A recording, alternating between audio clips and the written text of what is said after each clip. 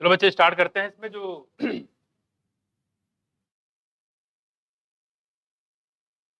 देखो अगला हमारे पास चैप्टर कौन सा, बॉडी फ्लूइड एंड सर्कुलेशन है ना। कुछ बातें यहाँ पे बता चुके थे हम लोग, पढ़ना है यहाँ पे ब्लड के बारे में।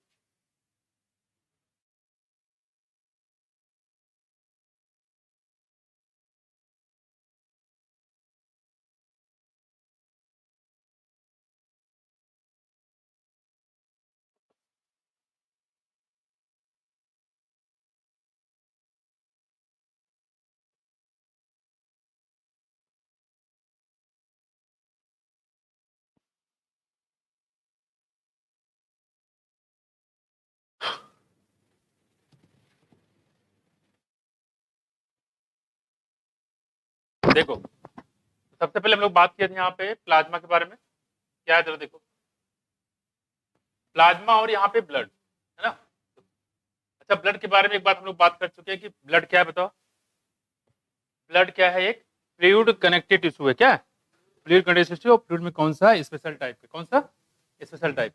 ठीक है, देखो कह रहे कि स्पेशल टाइप का कनेक्टेड टिश्यू होता है। ठीक है, खास बात बताया कि इसमें क्या क्या पाया जाता है। देखो फ्लूइड मैट्रिक्स रहेगा, प्लाज्मा रहेगा और फॉर्म एलिमेंट पाया जाता है। फ्लूइड मैट्रिक्स, प्लाज्मा और फॉर्म एलिमेंट।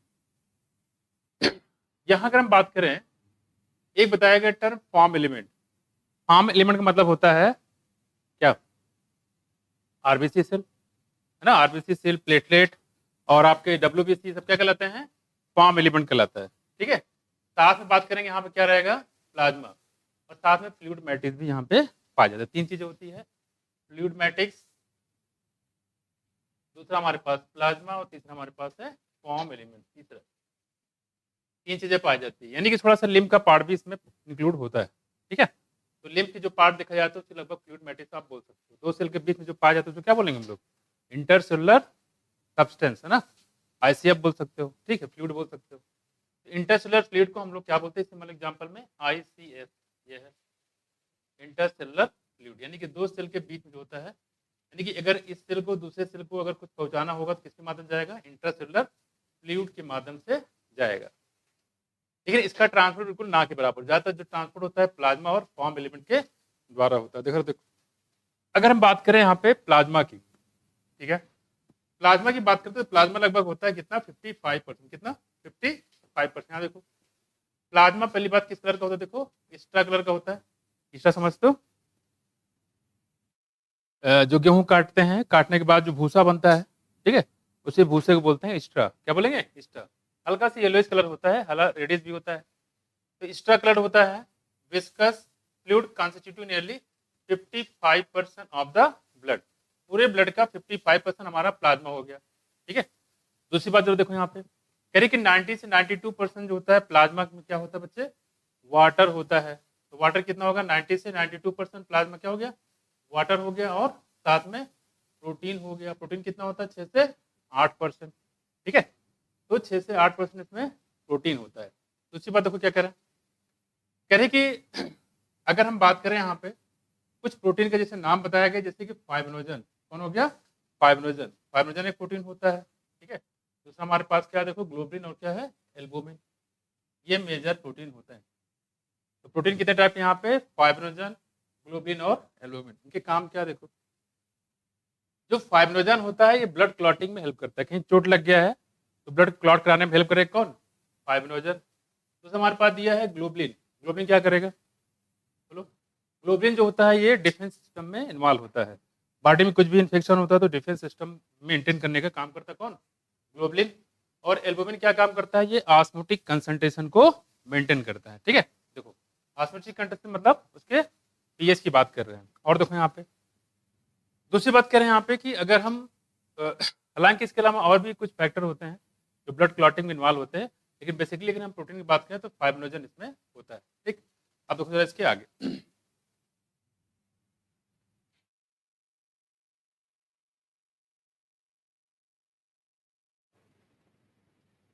अगर इसको हम थोड़ा सा मॉडिफाइड कर दें, देखो तो हम लोग यहाँ पे बात कर रहे हैं ब्लड के बारे में। देखो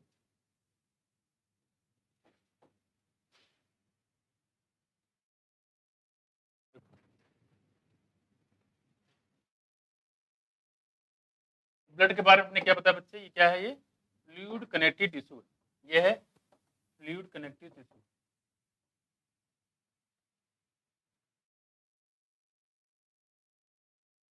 ठीक है, और ब्लड में हमने बताया था कि कितने पार्ट होते हैं बच्चे इसके, इसके बेसिकली होते हैं कितने, 2 पार्ट होते हैं। पहला हमने बताया देखो प्लाज्मा और फॉर्म एलिमेंट। अगर हम बात करें यहाँ पे प्लाज्मा की तो कितने परसेंट होता है बच्चे, ये 45% होता है। कितना, 45% होता है। देखो ये होता है बच्चे 45%, वही तो लिखा है देखो 55 है ना, बाकी कितना बचा 45%, और वो होगा बच्चे फॉर्म एलिमेंट। ये होता है हमारे पास फॉर्म एलिमेंट, और ये कितना है 45% है ना। आप कह रहे कि जो फॉर्म एलिमेंट देख, पहले प्लाज्मा देख लो, प्लाज्मा में क्या क्या चीजें होती है। प्लाज्मा के अगर हम देखेंगे यहाँ पे तो सबसे पहले यहाँ पे मिलता है बच्चे क्या, वाटर। क्या मिलेगा, वाटर मिलेगा। वाटर कितना होगा 90 से 92% वाटर हो गया। अगर हम दूसरी की बात करेंगे तो क्या मिलेगा आपको, देखो प्रोटीन। क्या मिलेगा, प्रोटीन। प्रोटीन में क्या क्या बताया अभी, बोलो, फाइब्रिनोजन है, ठीक है, फाइब्रिनोजन बताया, और क्या बताया, ग्लोबुलिन बताया, यहाँ पे जो जाएगा ग्लोबुलिन, और क्या देखो एल्बुमिन। ठीक है, फाइब्रिनोजन क्या काम बताया अभी बच्चे, ये काम करता है ब्लड क्लॉटिंग। क्या करेगा, ब्लड क्लॉटिंग में हेल्प करता है। देखो तो ब्लड क्लॉटिंग में हेल्प करता है हमारा फाइब्रिनोजन। ठीक, और ग्लोबुलिन काम होता है बच्चे क्या करना, डिफेंस करना, डिफेंस में इन्वॉल्व होता है। डिफेंस में इन्वॉल्व होता है हमारा कौन सा, ग्लोबुलिन। ऑयल वो में काम होता है ऑस्मोटिक कंसंट्रेशन को मेंटेन करना, ऑस्मोटिक कंसंट्रेशन को मेंटेन करने का काम करेगा।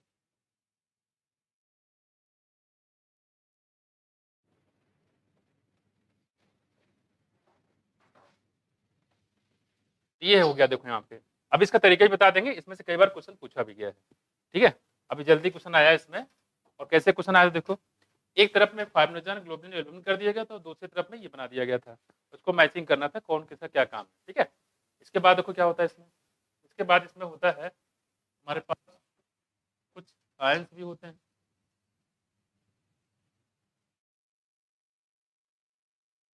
होते हैं कुछ आयंस, जैसे कि सोडियम मैग्नीशियम बाइकार्बोनेट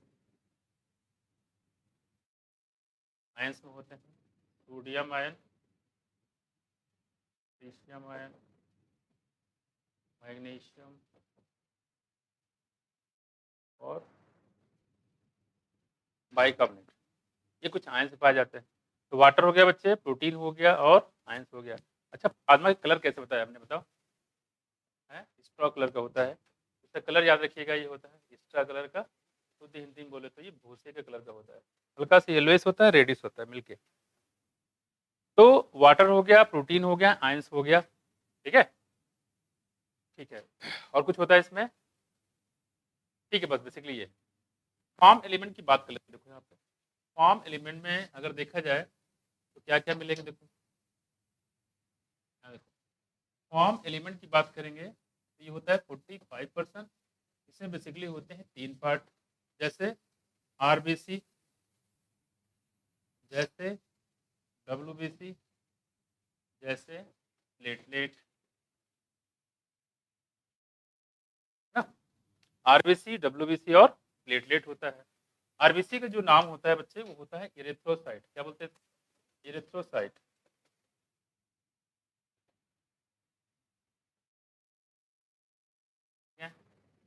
और अगर हम बात करें डब्ल्यूबीसी का जो नाम होता है बच्चे, क्या बोलेंगे इसको, ल्यूकोसाइट ना। और प्लेटलेट का जो नाम होता है बच्चे, क्या बोलेंगे इसको, बोलो, इसको बोलते हैं थ्रोम्बोसाइट।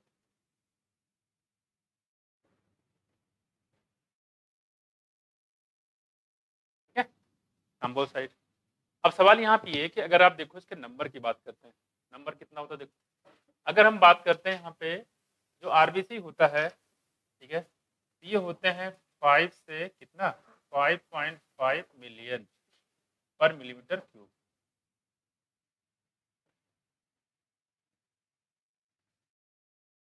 ये हो गया 5 से 5 पॉइंट। आप खुद ही देख लो कौन सा नंबर में ज्यादा है कौन सा कम, इसके उस पर भी ऑर्डर इसमें क्वेश्चन आए हुए हैं। ठीक, दूसरी बात अगर हम ल्यूकोसाइड की बात करते हैं तो ये कितना होता है बताओ बच्चे, ये होते हैं बच्चे 6000 से लेके 8000 हो जाएगा। ठीक है, और प्लेटलेट जानते हो कितना होता है, आप जानते हैं इसमें जब यहाँ पे प्लेटलेट काउंट अभी बहुत तेजी से कम हो रहा था डेंगू केस में, है ना, ये होता है 1.5 लाख से 3.5 लाख कह सकते हो। तो ये हो जाएगा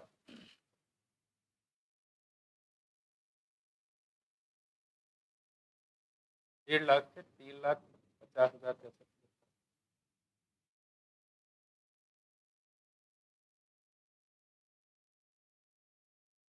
ठीक है, ये तो 1.5 लाख से 3.5 लाख लगभग क्या होता है प्लेटलेट होता है। आप खुद देख लो अगर आपसे पूछे अबेंडेंस के बेस में कौन ज्यादा कौन कम, तो अबेंडेंस के बेस देखो आरबीसी सबसे ज्यादा है और डब्ल्यूबीसी उसके बाद आरबीसी पर क्या देखो प्लेटलेट है। ठीक है, उसके बाद क्या है डब्ल्यूबीसी है। अबेंडेंस के बेस देख लो तो सबसे ज्यादा हम बात करेंगे तो सबसे ज्यादा होंगे आरबीसी फिर प्लेटलेट और फिर क्या हो गया डब्ल्यूबीसी। तो ऐसे ऑर्डर बनाने के लिए भी चीजें आती है। ठीक है, तो अगर हम बात करें यहाँ पे अबेंडेंस की,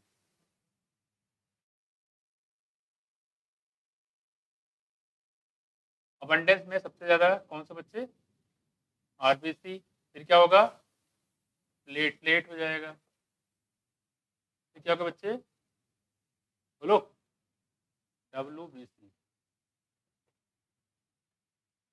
ठीक है, ये हो गया हमारा अबंडेंस के बेस पे।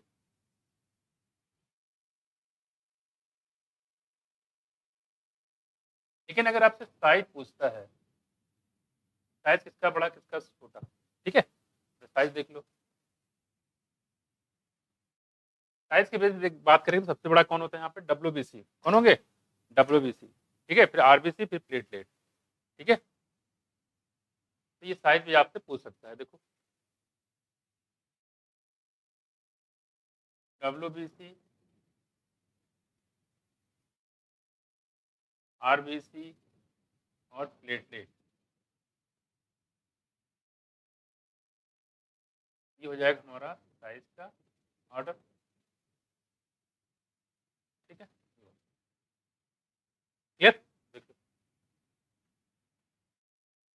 तो बच्चे जो अबंडेंस पूछे कि यानी कि कौन नंबर में ज्यादा होते हैं तो आरबीसी प्लेटलेट डब्ल्यूसी नाम से भी आपको नंबर भी देख रहे हो आप। और साइज पूछे कौन बड़ा कौन छोटा, डब्ल्यूबीसी सबसे बड़े होते हैं, फिर आरबीसी होंगे फिर प्लेटलेट होंगे। ये तो हम फॉर्म एलिमेंट की बात करें, अभी हम लोग पढ़ेंगे डब्ल्यूबीसी, तो डब्ल्यूबीसी में भी साइज का अंतर होगा, वहां पे डिक्रीजिंग और इंक्रीजिंग ऑर्डर पूछ सकते हो बच्चे।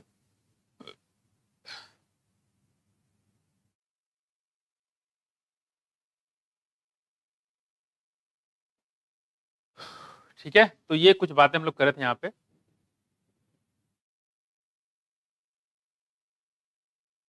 ठीक है, तो ये हम लोग बताया थे कॉमन जो ब्लड के बारे में हम लोग पढ़ना बेसिकली यहाँ पे। तो ब्लड में बताया कि ब्लड क्या है फ्लूइड कलर टिश्यू है, और बताया इसमें दो टाइप के हो गए प्लाज्मा और साथ में कौन सा फॉर्म एलिमेंट। प्लाज्मा की बात करते हैं यहाँ पे क्या क्या होता है, देखो वाटर बताया 90 से 92%। ठीक है, प्रोटीन बताया, फिर प्रोटीन में क्या देखो फाइब्रोजन ग्लोबिन और एल्बुमिन होता है। आयंस में सोडियम पोटेशियम मैग्नीशियम और बाइकार्बोनेट होता है। प्रोटीन की बात करें तो फाइब्रोजन ग्लोबिन और एल्बुमिन होता है। फाइब्रोजन में हमने बताया क्या काम बताया इसका ब्लड क्लॉटिंग, ग्लोबिन में क्या बताया डिफेंस, एल्बुमिन बताया ऑस्मोटिक कंसंट्रेशन को मेंटेन करना। और आयंस की बात करें सोडियम पोटेशियम मैग्नीशियम और बाइकार्बोनेट यहाँ पे हो जाएगा। ठीक,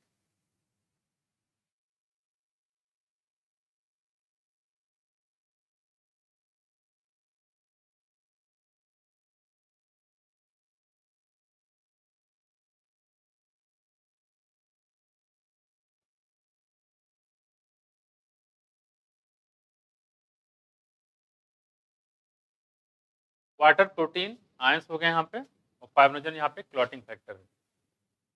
हो गया, तो माइंड में कम से कम इतना रखिएगा कौन सा ज्यादा कौन सा कम, किसके नंबर कितने हैं और किसका अमाउंट कितना है। तो ये थोड़ा बेसिक क्वेश्चन होते हैं, इसको ध्यान रखिएगा।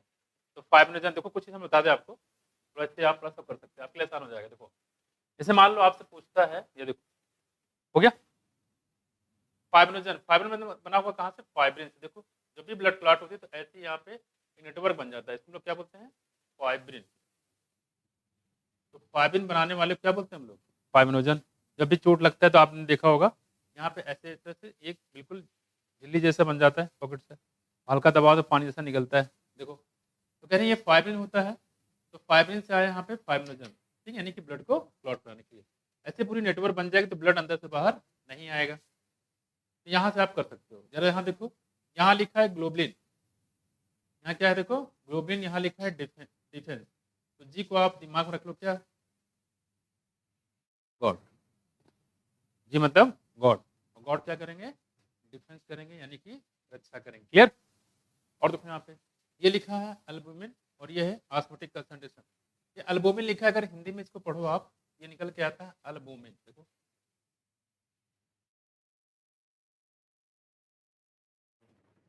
ठीक है ना। तो अल है यहाँ पे, ऐसे याद कर सकते हो। एल्बुमिन के लिए कौन है देखो, ऑस्मोटिक कंसंट्रेशन, आ से ऑस्मोटिक और से एल्बुमिन, ऐसे भी इसको मैच कर सकते हो, मान लो कभी भूल जाए तो इससे मैचिंग कर सकते हो, ठीक है। ऐसे एक मैचिंग करने के लिए आया था और आगे भी हिसाब से पूछ सकता है, क्लियर। और बचा यहाँ पे आरबीसी, डब्ल्यूबीसी और प्लेटलेट। आरबीसी को क्या बोलते हैं हम लोग, इरिथ्रोसाइट, डब्ल्यूबीसी को ल्यूकोसाइट, प्लेटलेट को थ्रोम्बोसाइट। आरबीसी में देखो 5 से 5.5 मिलियन होता है, 5 से 5.5 मिलियन पर मिलीमीटर क्यूब। और अगर हम ल्यूकोसाइट की बात करें तो 6000 से 8000 होता है। प्लेटलेट की बात करें तो थ्रोम्बोसाइट होता है 1.5 लाख से लेके 3.5 लाख इसमें होता है, ठीक है। अब आते हैं इसके आगे, इतना हो गया। तो इतनी सी बातें दिमाग में रखना है आपको, कैसे ब्लड को हम लोग पढ़ना है, ठीक। ये सारी चीजें पढ़ना है, ये पूरा आपका चैप्टर हो जाएगा खत्म। अब आते हैं आगे, आगे बढ़े, अपने नोट कर लिया। अब आते हैं इसके आगे, देखो तो ऐसे मैचिंग कराने के लिए इसमें आ सकता है, तो थोड़ा सा ध्यान रखिएगा। अब देखो आगे,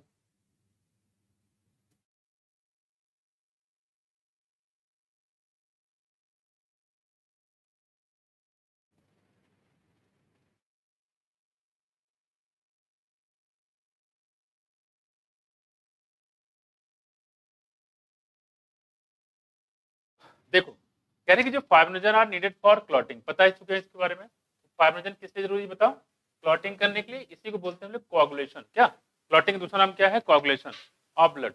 ग्लोबुलिन काम कर रहे हैं, क्या काम कर रहे हैं देखो, जो ग्लोबुलिन होता है इन्वॉल्व होता है किसमें, डिफेंस मैकेनिज्म में, किसमें, डिफेंस मैकेनिज्म में, बताया था आपको इसके बारे में। एंड द कह रहे कि are also present in the plasma, ये सब कहाँ होगा देखो, प्लाज्मा में, as they are always in transient in the body. एक टर्म दिया यहाँ पे देखो, ट्रांजिएंट। ऐसे मैंने एक सेंटेंस बताया, हम लोग पढ़े थे एंजाइम के बारे में, ठीक है। एक बताया था प्रोस्थेटिक ग्रुप और दूसरा बताया था को फैक्टर। कौन सा टाइटली बाउंड था, कौन सा ट्रांजिएंट बाउंड था, प्रोस्थेटिक जो था टाइटली बाउंड था, और को फैक्टर कैसा था, को फैक्टर को एंजाइम, को एंजाइम ना, वो कैसा होता है, ट्रांजिएंट, समझते हो, थोड़े समय के लिए जुड़ेगा फिर वहां से हट जाएगा, इसको बोलते हैं ट्रांजिएंट, मतलब थोड़े समय के लिए। वही कह रहे हैं यहाँ पे कि जो ये ग्लूकोज, अमीनो एसिड है, लिपिड है, ये आपको हो सकता है ब्लड में कुछ, प्लाज्मा में कुछ समय के लिए दिखे, लेकिन फिर समय क्या हो जाएगा, गायब हो जाएगा, क्योंकि इसको कहीं यूटिलाइज कर लिया जाएगा, समझा। इसलिए कह रहे हैं कुछ हो सकता है अभी दिख रहा हो सकता है गायब हो जाए, हो सकता है कुछ देर बाद फिर देखें फिर गायब हो जाएंगे। ये कह रहे हैं ये आते जाते रहते हैं, इसका ठीक यूटिलाइज होता रहता है ना। ट्रांजिट, ट्रांजिट मतलब वही है, ट्रांजिट मतलब ये होता है, ट्रांजिट मतलब होता है थोड़े समय के लिए, ट्रांजिएंट हो या ट्रांजिट, उसका मतलब थोड़े समय के लिए, ठीक है।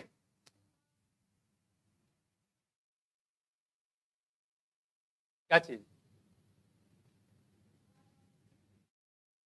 ऑलवेज ट्रांजिट मतलब हमेशा थोड़े समय के लिए रहता है, ये इसका मतलब है, थोड़े समय के लिए एक टेम्परेरी तौर पर रहते हैं, उसमें थोड़े समय के लिए टेम्परेरी तौर पर रहते हैं। ऐसा नहीं कि ये ग्लूकोज यहाँ पे दिख रहा है, ग्लूकोज जो बना रहेगा, हो सकता है ग्लूकोज आपको नजर ही ना आए, कुछ देर बाद तक नजर नहीं आएगा, क्योंकि ये क्या हो जाएगा, आगे जाके एक तरीके से यूटिलाइज हो जाता है। हो सकता है कुछ देर बाद जब आप खाना खाएंगे तो फिर इसका अमाउंट बढ़ जाता है, ये चीजें होती है, इसलिए बोला कि ट्रांजिएंट के लिए होता है, हमेशा कोई इसका अमाउंट फिक्स नहीं रहता है, घटता बढ़ता रहता है। मैं देखो आगे कह रहे हैं कि फैक्टर्स फॉर कोगुलेशन और clotting of blood are also present in the plasma. वही कह रहे हैं कुछ फैक्टर ऐसे होते हैं जो किसमें इन्वॉल्व होते हैं देखो, कोगुलेशन में या क्लॉटिंग में, कह रहे हैं ये भी पाए जाते हैं कहाँ पे, प्लाज्मा में। जैसे आपने एक पढ़ा अभी, कौन सा क्लॉटिंग फैक्टर था, फाइब्रिनोजन, कौन सा, फाइब्रिनोजन। तो कह रहे हैं इसके अलावा और भी फैक्टर होते हैं, जैसे कि कैल्शियम आयन हो गया, कैल्शियम आयन भी ब्लड का रोल होता है उसमें क्लॉटिंग करने में, ठीक है। कह रहे हैं कि इन एन इनएक्टिव फॉर्म, लेकिन होते कैसे हैं देखो, इनएक्टिव फॉर्म में जब भी कहीं चोट लगता है तो ये तुरंत जाके वहां पे पहुंच जाते हैं। प्लाज्मा विदाउट क्लॉटिंग फैक्टर, इसी को हम लोग बोलते हैं सीरम। ये भी आपसे एक बार पूछा गया है कि सीरम क्या होता है। कह रहे हैं कि अगर प्लाज्मा में से क्लॉटिंग फैक्टर को निकाल लो तो क्या बन जाता है, सीरम। क्या बन जाएगा, सीरम। यानी कि इसका मतलब ये हो गया serum is equal to plasma minus clotting factor.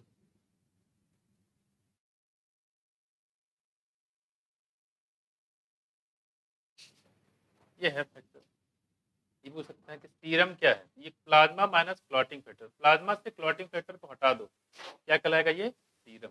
जो भी आपने पढ़ा है प्लाज्मा में सब समझ सकते हो, ठीक है, कि सीरम क्या है, ठीक है। तो क्लॉटिंग फैक्टर हटा दो, क्या कह रही है, अगर आपसे पूछे यहाँ पे क्या सोडियम आयन सीरम का पार्ट है, बिल्कुल है। पोटेशियम आयन है, बिल्कुल है। कैल्शियम आयन है, बिल्कुल है। बाइकार्बोनेट है, बिल्कुल है। और साथ साथ में ये क्लॉटिंग फैक्टर क्या, एल्बुमिन है, बिल्कुल है। ग्लोबिन है, बिल्कुल है। उसमें तो ऐसे भी क्वेश्चन आपसे पूछ सकता है कि सीरम में बताओ क्या क्या मिलेगा, तो एक ही लाइन याद कर लो, क्या नहीं होता ये याद कर लो, बाकी सब पाया जाएगा। तो क्या नहीं होगा, क्लॉटिंग फैक्टर, यानी कि फाइब्रिनोजन की बात कर रहा है। फाइब्रिनोजन, इसके अलावा और भी जो एलिमेंट होते हैं, जैसे क्लॉटिंग फैक्टर में कैल्शियम इन्वॉल्व होता है, तो देखा जाए तो सीरम में जो होता है उसमें ना तो कैल्शियम होगा ना तो फाइब्रिनोजन होगा, बाकी सारी चीजें पाई जाएगी। क्लियर, तो थोड़ा सा ध्यान रखिएगा। तो serum equal to plasma minus clotting factor. तो ये हो गया, हम लोग बात कर रहे हैं प्लाज्मा की, जो कितने परसेंट था, 55%, 55% था, है ना। देखो कोई दिक्कत बोलो पंकज, क्लियर। अगला हमारे पास है फॉर्म एलिमेंट, कितना परसेंट बच्चे, 45%।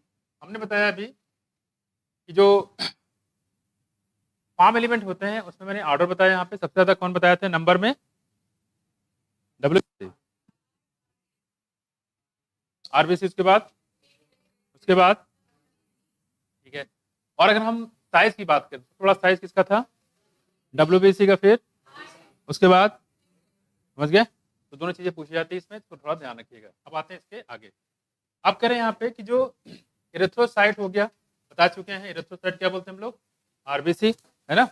अगला हमारे पास है ल्यूकोसाइट है, क्या बोलते हैं, डब्ल्यूबीसी। प्लेटलेट होगा, इसको बोलते हैं हम लोग थ्रोम्बोसाइट, है ना। देखो, are collectively called the form element, इसको हम लोग बोलते हैं form element, and they constitute nearly 45%, वही लगभग 45% के आसपास बनाने का काम करते थे। एक एक करके हम लोग यहाँ पे पढ़ेंगे। जैसे नंबर 1 क्या हमारे पास है, इरेथ्रोसाइट के बारे में बात कर लेते हैं। देखो, इरेथ्रोसाइट का दूसरा नाम क्या बच्चे, देखो, red blood cell, RBC, red blood cell. यहाँ देखो, करिए are the most abundant of all the cell in the blood, सबसे ज्यादा होते हैं क्योंकि 5 से 5.5 मिलियन पर मिलीमीटर क्यूब, ठीक। अब देखो आगे, मोस्ट अबंडेंट होते हैं ये, ध्यान रखिएगा। तो बताइए आप, and all the cell in the blood, a healthy adult man की बात करें, has on an average 5 million to कितना, 5 मिलियन से लेके 5.5 मिलियन ऑफ आरबीसी होते हैं पर millimetre cube of blood. Clear. अब देखो, RBC are form in the red bone marrow, आपको पता ही यहाँ पे कि आरबीसी के फॉर्मेशन कहाँ होता है बच्चे, रेड बोन मैरो में। लॉन्ग सेल होती है, जो लॉन्ग बोन होती है वहां पे बोन मैरो पाया जाता है, लॉन्ग बोन होती है वहां कहाँ पाया जाता है, बोन मैरो पाया जाएगा। और जो उसमें अंदर सेल होती है उसको बोलते हैं हम लोग लैक्यूनी, क्या बोलते थे, लैक्यूनी।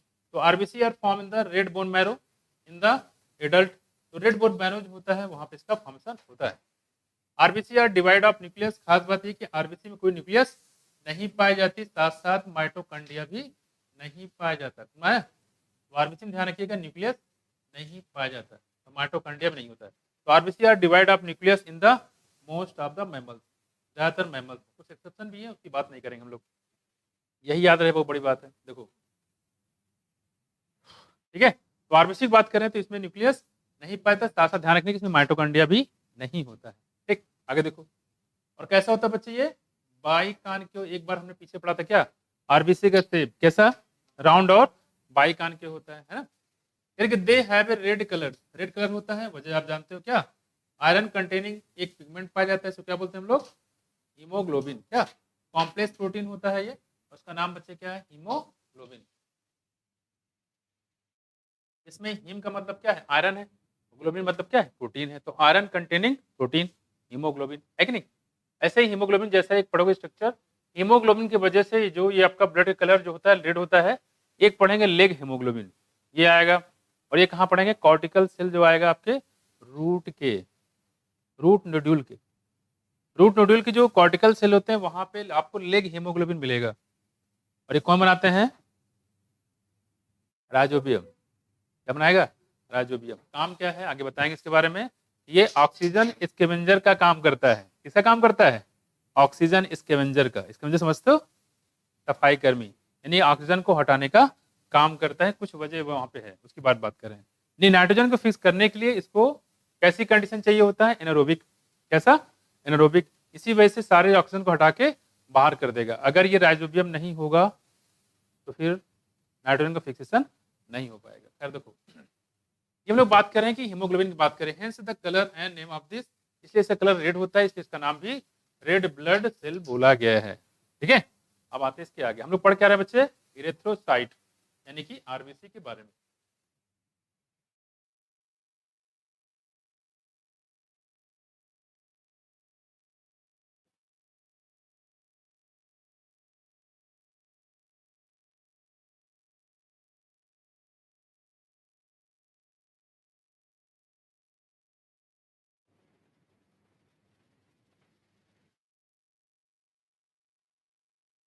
देखो, इसके बाद हम लोग बात करते हैं यहाँ पे haemoglobin, hence the colour and name of this cell.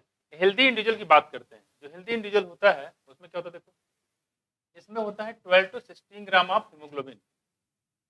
ठीक है, in every 100 ml of blood. 100 ml of blood में 12 से 16 ग्राम हीमोग्लोबिन पाया जाता है। लेकिन अगर हम बात करें जो आपका एडल्ट होता है, ठीक है, एडल्ट होता है, वहां पे बात करेंगे तो ये होता है 14 to 16 ग्राम। ठीक है, ये मेल की बात कर रहे हैं। ठीक है, और जो फीमेल होती है उसमें होता है 12 to 14 ग्राम। फीमेल में थोड़ा सा कम होता है। ठीक है, तो अगर हम बात करें एडल्ट मेल की तो 14 to 16 ग्राम, और जो फीमेल होती है उसमें 12 to 14 ग्राम होता है। फीमेल थोड़ा सा कम होती है।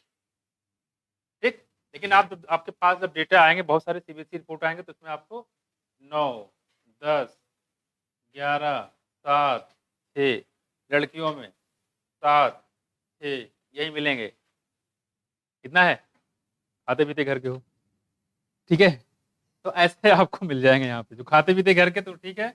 अदरवाइज ज्यादातर आपको एनीमिक ही मिलेंगे लड़कियां। ठीक, देखो हम लोग बात करें यहाँ पे इसकी, तो ध्यान रखिएगा इसमें कि 12 से 16 ग्राम होता है हीमोग्लोबिन का in every 100 ml of blood. This molecule, अच्छा एक चीज और देखो यहाँ पे, 100 ml ऑफ ब्लड में 12 से 16 ग्राम। मान लो ऐसे पूछ लेता है कि 5 लीटर ब्लड है हमारे पास, कितना?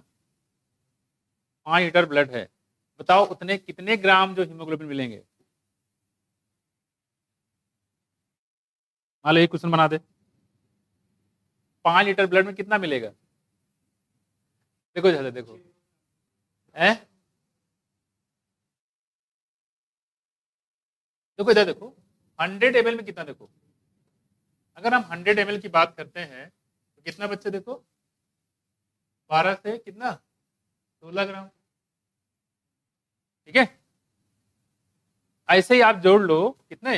1000 में, 1000 में कितना हो जाएगा बोलो? 120 से 160 ग्राम। ठीक है, ऐसे ही आप जोड़ लो कितने? 5000 में। ठीक है, कितना हो जाएगा? मल्टीप्लाई कर लो, 12 पंचे 60, कितना हो जाएगा? 600 से लेके 16 पंचे 80, यानी कि 800 ग्राम। ये भी आपसे पूछ सकता है, सभी थोड़ा सा माइंड से रखिएगा। ठीक है, तो ये पूछ सकता है 500 ml में, या हो सकता है 5500, 5500 ml। 5500 ml मतलब कितने लीटर? 5.5। अच्छा 5500 बोल कितना बताओ, बताओ है यहाँ बच्चे 6 कितना 33 हो गया ना, 33 660 है, 660 से 8 ये 800, ठीक है, वही है, मतलब 16 पंचे से 16 पंचे 88 मल्टीप्लाई कर सकते हो इसी में। तो ये थोड़ा सा इसको ध्यान रखिएगा, तो ऐसे भी डेटा आपसे पूछा जा सकता है, तो इसको थोड़ा सा माइंड से रखिएगा। क्लियर? तो अच्छी बात यह है कि आपको इसे जरूरत नहीं है, 100 ml का आपको पता है, 100 ml का पता है, बाकी आप किसी में पूछे आप निकाल सकते हो। तो अगर हम इनडायरेक्टली ये बोले, वैसे नॉर्मली तो यही पूछा जाएगा आपसे कि ह्यूमन में हीमोग्लोबिन कितना होता है कंटेंट, तो क्या बताओगे 12 से 16 ग्राम, है ना, कितना 12 से 16 ग्राम ऐसे बताओगे। लेकिन ये किस में है जरूर याद रखिएगा, 100 ml ब्लड में, किसमें 100 ml ब्लड में। लेकिन अगर वही आपसे पूछ लेगा कि बताइए कि ह्यूमन में ब्लड में कितना, ह्यूमन के ब्लड में हीमोग्लोबिन कितना होता है, ह्यूमन के ब्लड में हीमोग्लोबिन कितना होता है, तो ये डेटा होगा, ध्यान रखिएगा, ठीक है।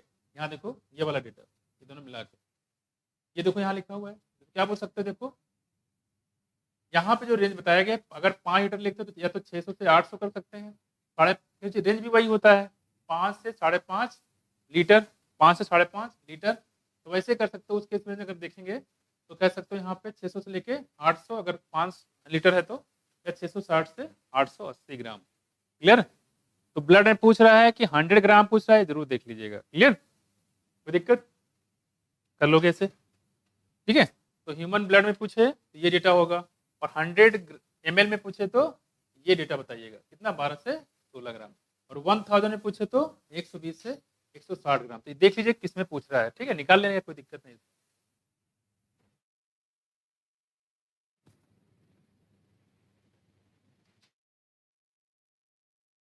वैसे क्वेश्चन इतने मुश्किल इसमें पूछते नहीं है, आसान क्वेश्चन आते हैं, वही जो हमने बताया, फाइब्रिनोजन ग्लोबुलिन को मैचिंग करने वाले, ठीक है।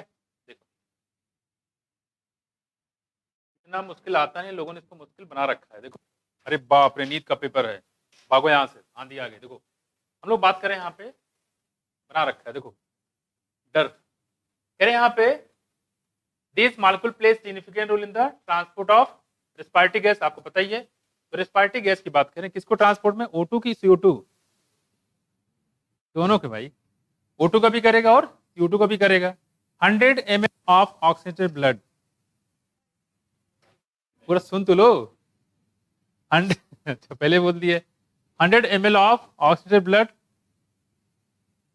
बदल भी नहीं सकते इसमें कुछ फंसा दिया मुझे ही, ठीक है। नहीं तो क्वेश्चन ही उल्टा हो जाएगा फिर, है ना। 100 ml ऑक्सीजनेटेड ब्लड कितने ml ऑक्सीजन को ले जाता है, हीमोग्लोबिन को,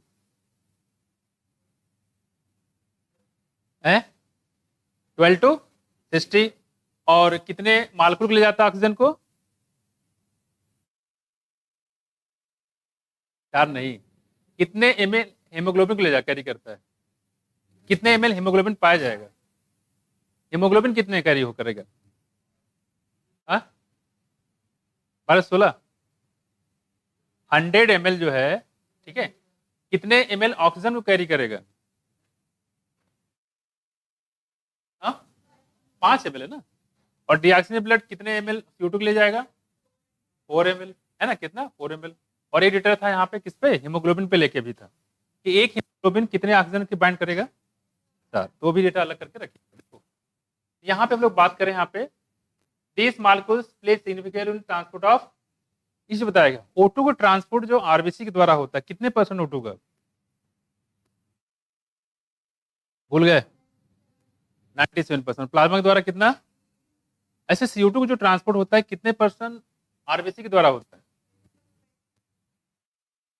20 to 25%, ठीक है। और प्लाज्मा के द्वारा, बाइकार्बोनेट के द्वारा, बाइकार्बोनेट के द्वारा 70%, कितना 70%, ठीक है, ध्यान रखिए। देखो आगे, ऑक्सीजन डिसोसिएशन कर्व बताया था हमने, ठीक है। जब पीएच कम होता है तो लेफ्ट शिफ्टिंग होगी, राइट शिफ्टिंग होगी, ऑक्सी हेमोग्लोबिन टूटेगा कि बनेगा? टूटेगा। क्या होगा? टूटेगा। क्लियर है? और अगर पार्शियल प्रेशर CO2 घटता है तो लेफ्ट शिफ्टिंग कि राइट शिफ्टिंग? हाँ, लेफ्ट शिफ्टिंग। टेम्परेचर बढ़ता है तो है, कंफ्यूजन इसमें है। अरे इसी बार क्वेश्चन है भाई, पूछा गया है, कैसे होगा?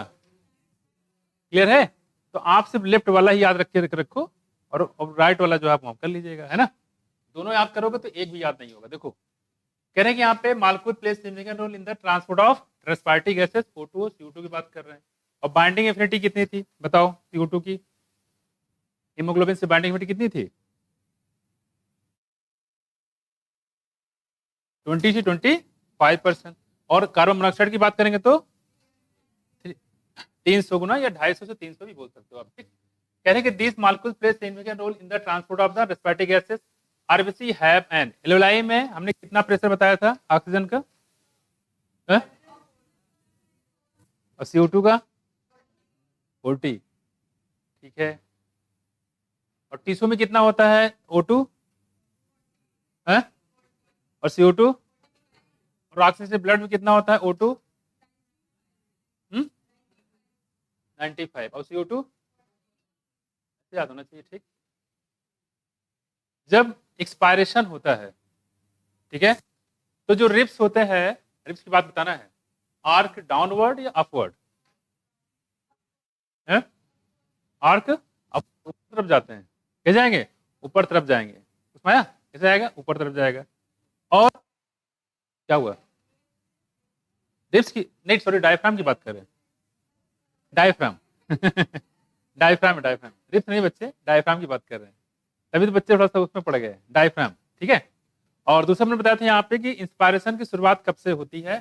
जब डायफ्राम कॉन्ट्रैक्ट करता है या एक्सटर्नल इंटरकॉस्टल मसल कॉन्ट्रैक्ट करते हैं। है? दोनों दोनों होता है इसमें, है ना? दोनों से इंस्पायरेशन होता है। इंस्पायरेशन कंडीशन में क्या होता है? डायफ्राम रिलैक्स हो जाता है। कैसे हो जाता है? रिलैक्स। और इंटरकॉस्टल मसल भी रिलैक्स हो जाते हैं, है कि नहीं?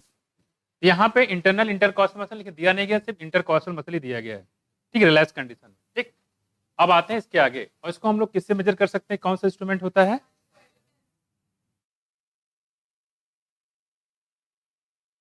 TLC माइनस FRC क्या कहलाता है?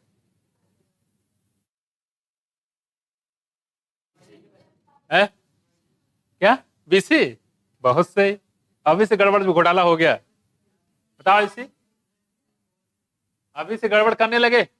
बस क्या? IRB? इतना टाइम लगा एग्जाम में? TLC माइनस FRC, सुन लो कान खोल के,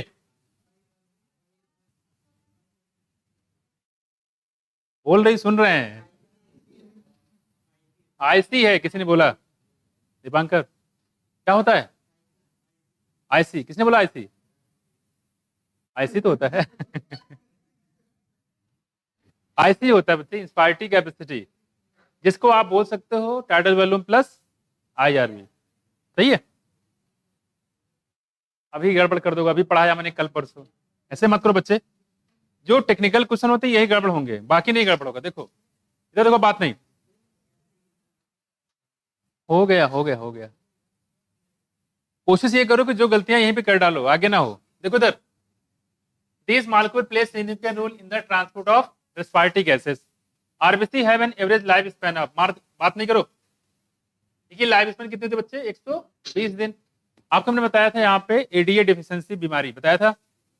एडीए डिफिशियंसी बीमारी में एडिशन हो जाता है, डिलीशन है? कुछ आया था क्या आप एग्जाम में?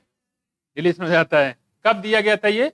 इसके अगेंस्ट में जो एंजाइम दिया गया था वो एंजाइम 1990 में। कब और कितने साल लड़की थी वो? 4 साल 5 साल? 4 साल के दिए गए थे। तो इसमें दो तरीके बताया था हमने, एक टेम्परेरी बताया था, एक परमानेंट बताया था। एक बताया था एंजाइम रिप्लेसमेंट थेरेपी। कैसा था ये? टेम्परेरी की परमानेंट है? और बोन मैरो ट्रांसप्लांटेशन। बहुत सही बहुत सही बहुत सही। तुम लोग सुधरोगे नहीं है?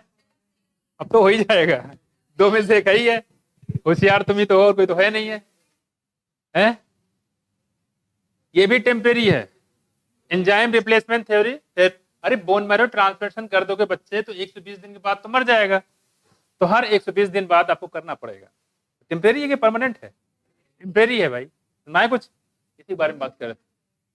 और वहां भी बताया गया था चूंकि जो आरबीसी सेल होती है, डब्ल्यूबीसी सेल होती है, शॉर्ट लिव होती है, लैंग्वेज यूज किया गया था शॉर्ट लिव होती है, टेम्परेरी सॉरी थोड़े समय के लिए इनकी डेथ हो जानी है, फिर से आपको देना पड़ेगा। मैं परमानेंट क्योर क्या था, जायगोटिक कंडीशन में या एम्ब्रियोनिक कंडीशन में हम लोग क्या करें, जो जीन को इसमें 20 डिफिशिएंसी जो जीन होता है उसको इसी में इंट्रोड्यूस कर दें, वो होता है परमानेंट क्योर।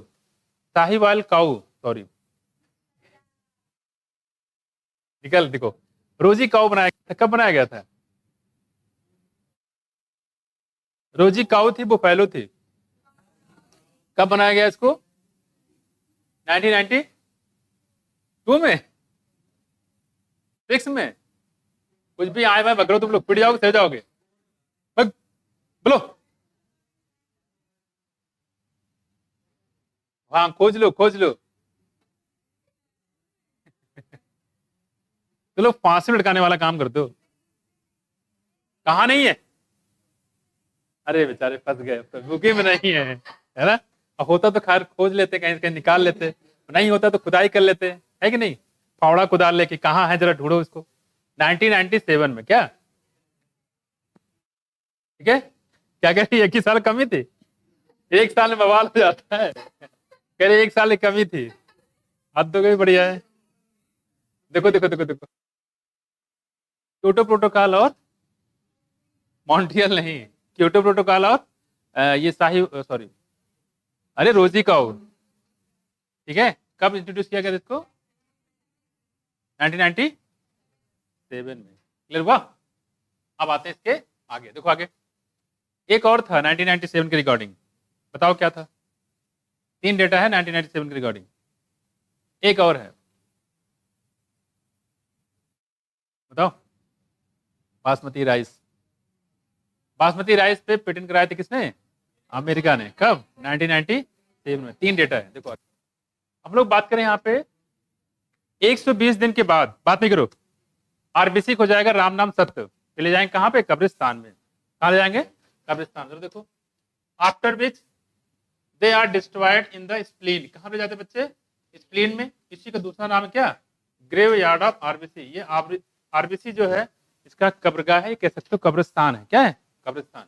स्प्लीन को ग्रेवयार्ड ऑफ आरबीसी का निकनेम देते हैं, क्योंकि यहीं पे जो आरबीसी होते हैं जो मर जाते हैं उनको यहीं ले जाकर इनका पोस्टमार्टम करते हैं। किसका? आरबीसी का। पोस्टमार्टम क्या करते हैं? अगर इसको देखोगे तो इसमें क्या मिलेगा आपको? हीमोग्लोबिन, हीमो क्या है? आयरन, ग्लोबिन क्या है? प्रोटीन। इसी आयरन को खाने के लिए पालक अलग खरीद के लाते हैं मार्केट से, है कि नहीं? तो पालक होकर बहुत सारी चीजें लाते हैं, साथ में प्रोटीन बनता है, पनीर वगैरह मिला है, तो ये हमारी बॉडी के लिए जरूरी है। पिछले से इसको हम लोग क्या करते हैं, तोड़ते हैं, तोड़ने के बाद सब कुछ फिर से यूटिलाइज कर लिया जाता है, आयरन रख लिया जाता है, फिर से काम आ जाता है। और इसे कबाड़ नहीं होता है तो वहां से तो तोड़ तोड़ के अलग करते हैं, जो मतलब चीजें अलग करते हैं उसको सेपरेट करके। जैसे प्रोटीन जो होता है, ग्लोबिन क्या है? प्रोटीन, प्रोटीन हमारी बॉडी में फिर से यूज हो जाता है। तो यही सारी चीज इनके यहाँ पे पोस्टमार्टम करते हैं, कहाँ पे? स्प्लीन का, स्प्लीन के अंदर। अब देखो आगे, तो हम लोग बात करें यहाँ पे आरबीसी के, अगला हमारे पास देखो क्या है? डब्ल्यूबीसी। ये है डब्ल्यूबीसी, देखो leucocyte are also known as white blood cell, इसको डब्ल्यूबीसी बोलते हैं। एज दे आर कलरलेस, कैसे होते हैं बच्चे? ये कलरलेस होते हैं क्योंकि यहाँ पे कोई भी ऐसा पिगमेंट नहीं पाया जाता है due to the lack of haemoglobin, यहाँ पे हीमोग्लोबिन नहीं होता है। और देखो एक चीज इंपॉर्टेंट यहाँ पे क्या, आरबीसी में कोई भी न्यूक्लियस नहीं होता, जबकि यहाँ पे न्यूक्लियस पाया जाता है। कैसे होते हैं ये? न्यूक्लिएटेड होते हैं and are little lesser in number, उनके नंबर कम होते हैं। पता है कितना था? 6000 से लेके 8000। एवरेज की बात करें तो 6000 से लेके 8000 पर मिलीमीटर क्यूब होता है, 6000 से लेके 8000 पर मीटर क्यूब होता है blood. Leucocyte generally soft blood होते हैं, इनकी लाइफ स्पेन बहुत कम होती है, ठीक है? क्या होती है? लाइफ स्पेन बहुत कम होती है। क्यों? क्योंकि लगातार लड़ाई झगड़ा करने वाले होते हैं, यहाँ पे डिफेंस में होता है। जैसे बीएसएफ के जवान होते हैं हमारे, और बीएसएफ जवान बॉर्डर से कब अटैक शुरू हो जाए कोई जानता है? नहीं जानता है। इसलिए जो इंश्योरेंस वाले होते हैं जल्दी इंश्योरेंस नहीं करते डिफेंस वालों का। खासकर बॉर्डर पे पुलिस वालों का। कई सारी कंडीशन डाल देते हैं कि आदमी इंश्योरेंस ही ना कराए, क्योंकि उनको पता है क्लेम देना पड़ेगा, मैं जल्दी वो नहीं करते। खैर, करेंगे भी तो क्लेम का अमाउंट कम कर देते हैं, पूछते हैं आपका प्रोफेशन क्या है, जैसे बताओ डिफेंस में, तो वो कम कर देते हैं, ठीक है। लेकिन जो गवर्नमेंटेड है उनको कराते हैं। देखो यहाँ पे सॉलिड की बात करते हैं यहाँ पे, तो लिकोसाइड कैसे होती है, सॉलिड, उनकी लाइफ स्पैन कोई फिक्स नहीं है, कब अटैक हो जाए, कब इन्फेक्शन हो जाए, कब बैक्टीरिया इंटर कर जाए, कब लाइस हो जाए, कोई नहीं जानता, इसलिए करें इनकी लाइफ कोई फिक्स नहीं होती। देखो we have two main categories of WBC. Main category देखो दो है यहाँ पे। पहला बताया बच्चे ग्रेनुलोसाइट, ठीक है, पहला बताया कि यहाँ पे ग्रेनुलोसाइट, दूसरा बताया यहाँ पे कौन, ए ग्रेनुलोसाइट, ग्रेनुलोसाइट और ए ग्रेनुलोसाइट। करें कि न्यूट्रोफिल्स, इस्नोफिल और बेसोफिल।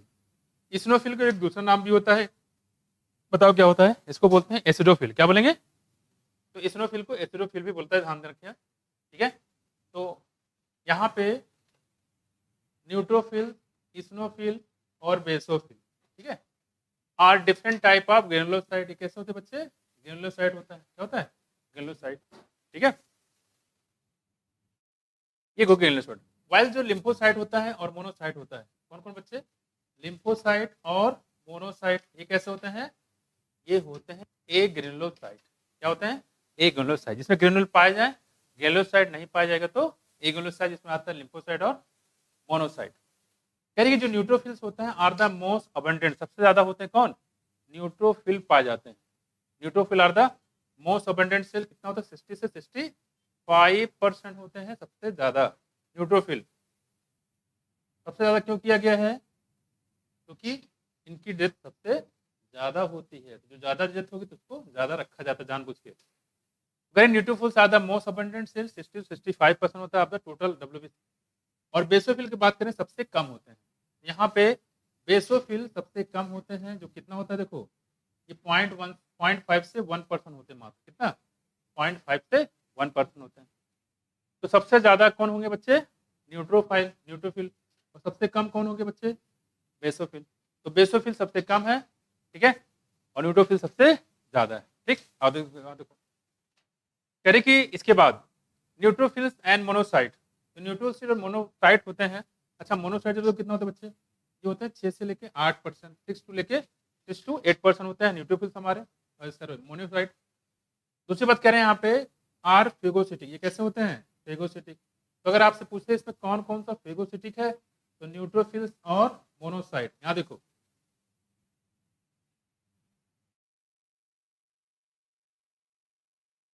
मान लो किसी का मन करे खाने का, क्या खाने का, यहाँ देखो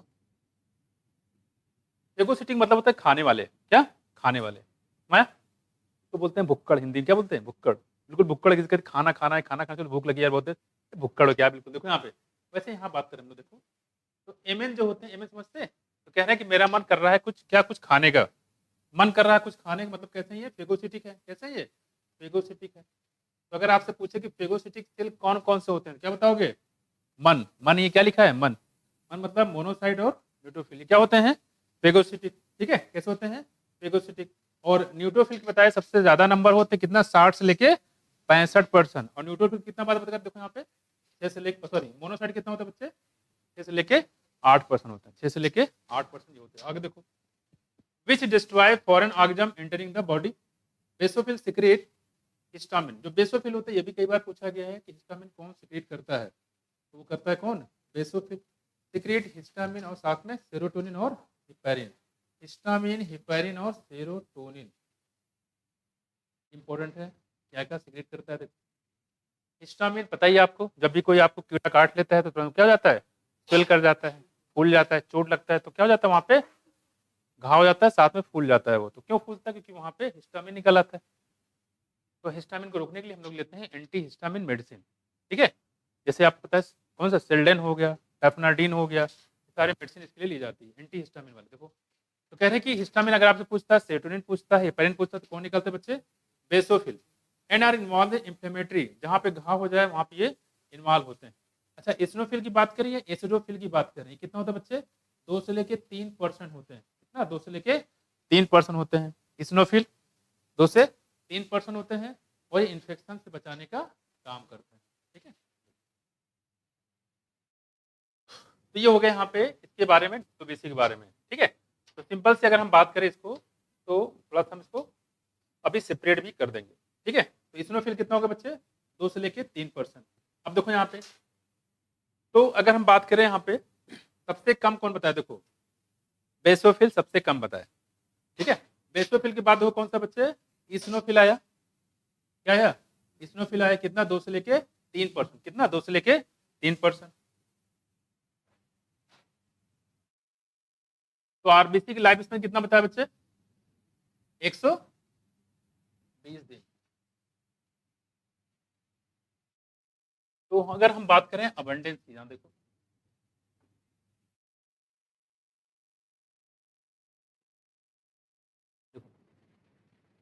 तो यहाँ पे अगर देखा जाए तो हमारे जो WBC होते हैं कितने पार्ट में डिवाइड किया, देखो WBC कितना, 2 पार्ट में, एक बताए कौन सा बच्चे,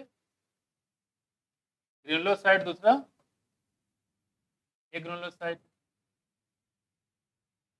एक ग्रेनुलोसाइट कितने थे बच्चे, देखो ये थे 2, कौन कौन से, लिम्फोसाइट और कौन सा बच्चे, मोनोसाइट, ठीक है। यहाँ देखो जो ग्रेनुलोसाइट होते हैं वो कितने होते हैं बच्चे, 3, कौन कौन से देखो, न्यूट्रोफिल और क्या देखो, हाँ इस्नोफिल। इस्नोफिल का हमने बताया था कि इसके जो नंबर बताया था हमने, कितना था,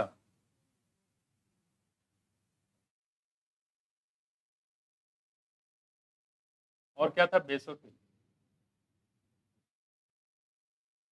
ठीक है। तो देखो इसको बच्चे याद करने तरीका तो कैसे बता रहा हूँ मैं आपको, ये ग्रेनुलोसाइट पहले होता है और एक ग्रेनुलोसाइट बाद में होगा। ग्रेनुलोसाइट में 3 है, ये पता ही है आपको, जैसे पायरिमिडीन में 3 नाइट्रोजन बेस साइटोसिन यूरेसिल और थायमिन। यहाँ देखो ये लिखा है N, ये लिखा है E, और ये लिखा है B, लिखा है L, और यहाँ पे इसको कोड निमोनिक ऐसे याद कर सकते हो, यहाँ लिखा देखो, नेवर ईट बनाना लाइक मॉन्की, नेवर ईट बनाना लाइक मॉन्की ना। हम लोग इंसान है तो इंसान तरह खाना चाहिए, बंदर तरह नहीं खाना चाहिए। नेवर ईट बनाना लाइक मंकी, सेकंड से याद है आपको, ठीक है, क्लियर। तो ऐसे आपको ग्रेनुलोसाइट और एक ग्रेनुलोसाइट को अलग कर सकते हैं, ग्रेनुलोसाइट में 3 है, एक ग्रेनुलोसाइट में 2 है, क्लियर है। अब आते हैं इसके अबंडेंस के बेस पे, ठीक है। तो अबंडेंस यहाँ पे हम लोग देख लेते हैं, जरा नोट कर लिया इसको। तो ऐसे आप पूरा WBC याद कर लीजिएगा, नहीं कंफ्यूज होगे, क्लियर। नेवर ईट बनाना लाइक मंकी। और अगर इसमें देखो आप,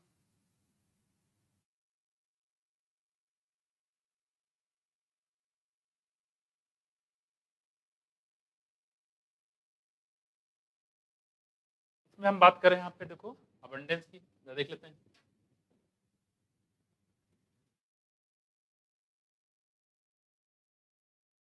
आरबीसी में अबंडेंस का आर्डर बताओ, सबसे ज्यादा कौन है,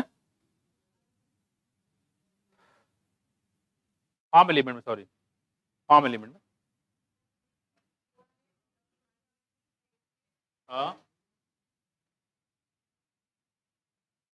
देखो सबसे ज्यादा कौन, सबसे कम कौन होगा, देखो बेसोफिल है, कौन सा बेसोफिल, कितना देखो 0.5 से 1%, बेसोफिल सबसे कम होगा, ठीक है। उसके बाद देखो इस्नोफिल है, ये है इस्नोफिल, वो एसिडोफिल बोल लिख दें क्या, एसिडोफिल, ठीक है, यही है इस्नोफिल। और देखो उसके बाद देखो मोनोसाइट होगा, कितना है देखो 6 से लेके 8%। मोनोसाइट के बाद क्या देखो, लिम्फोसाइट, उसके बाद क्या देखो, न्यूट्रोफिल, और न्यूट्रोफिल सबसे ज्यादा थे, क्या थे, ज्यादा थे। तो इसका हम नंबर अगर देखें, बेसोफिल कितना था बच्चे, 0.5 से कितना 1%, 0.5 से 1%, ठीक। और ये कितना था, 2 से एसिडोफिल, यानी इसनोफिल की बात करें 2 से 3%, इसको इसनोफिल भी बोलते हैं बच्चे, नहीं तो कंफ्यूज हो जाओ तुम लोग।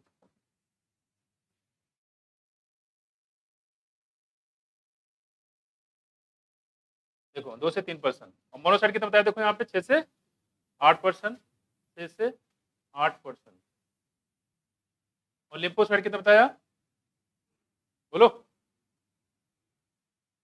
20 से, लिम्फोसाइट 20 से 25, देखो हाँ 20 से 25 है, ये 6 3 18, ठीक है, 20 से 25, और ये 60 से 65 ना, 60 to 65, ये ऑर्डर भी आपसे पूछा गया है, ध्यान रखना इसको। ये अबंडेंस है किस चीज का, WBC का, इम्पोर्टेंट है। और इसको याद करने का तरीका कह सकते हो आप, देखो कैसे,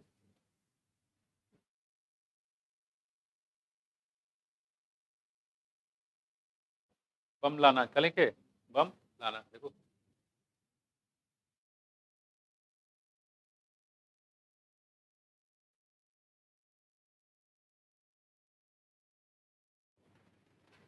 ऐसे भी इसको थोड़ा दिमाग में रख सकते हो।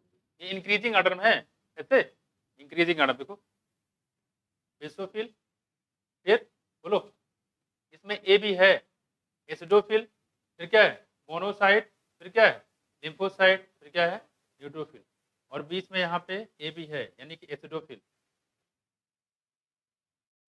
हाँ यार इसको बाम कर देता हूँ, ये तो गड़बड़ हो जाएगा ये। अब ठीक है, 3 है, बाम लाना, सर दर्द कर रहा है ना, सर दर्द करे तो बाम लेके आओ, लगा लो इसको, है कि नहीं।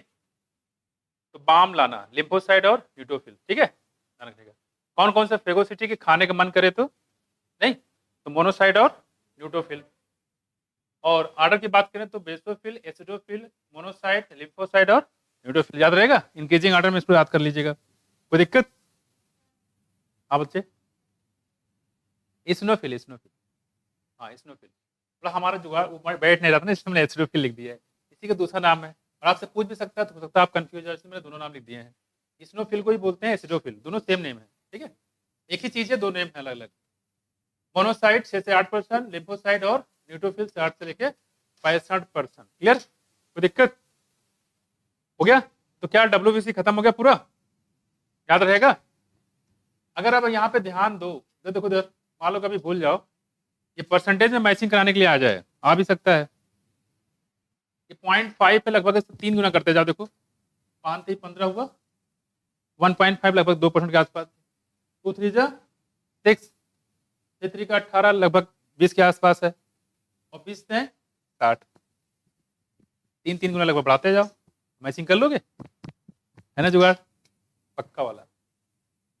तो कैसे भी क्वेश्चन दें, आपसे गड़बड़ नहीं होना है, सारे मैंने तिगड़म बता दिए इसमें, मैं तिगड़म मतलब जुगाड़। चले आगे, क्योंकि एग्जाम जब आता है ना तो आपका बिल्कुल हाइपर रहता है, जो रिफ्लेक्स में रहता है वही आपको याद रहता है, और कई बार इसको करवाएंगे तो अपने आप सब चीजें याद हो जाए, क्लियर। अब देखो यहाँ पे जैसे प्लान एटोमी बताया हमने, कितनी आपको दिक्कत हो रही थी, लेकिन फटाफट रिवाइज करा दी, आपको बहुत मुश्किल नहीं लग रहा होगा, है ना। देखो क्लियर हो गया, आगे चले, देखो याद हो गए सारे, तो कौन कौन से हमने बताया फेगोसिटिक होते, बताओ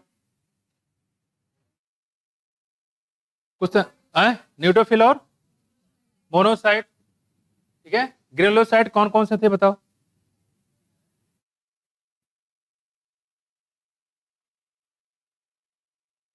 और एक ग्रेनुलोसाइट कौन बताए थे, मोनोसाइट। और WBC में सबसे ज्यादा अबंडेंट कौन सा है, सबसे कम कौन है, मोनोसाइट का कितना परसेंटेज है, बेसोफिल कितना है, हिस्टामिन कौन निकालता है, हिस्टामिन का सेरोटोनिन कौन निकालता है, हिपैरिन कौन निकालता है, ठीक है, क्लियर हुआ। ग्रेवयार्ड ऑफ RBC कौन था, स्प्लीन था, कौन था, स्प्लीन, कोई दिक्कत, आपको परसेंटेज साथ पूरा याद हो गया। अगर आपसे पूछे फॉर्म एलिमेंट में ऑर्डर बताइए इंक्रीजिंग ऑर्डर में, तो सबसे ज्यादा कौन, RBC, फिर कौन सा, प्लेटलेट, फिर कौन सा। अगर आपसे पूछे साइज के बेस से बताइए सबसे ज्यादा कौन, WBC भाई, उसके बाद RBC के बाद, याद हो गया? कोई बचा क्या इसमें? सब खत्म कर डाला, इसको खत्म कर डाला तो लाइफ जिंगा लाला। यहाँ देखो, आ जाओ अब इसके आगे।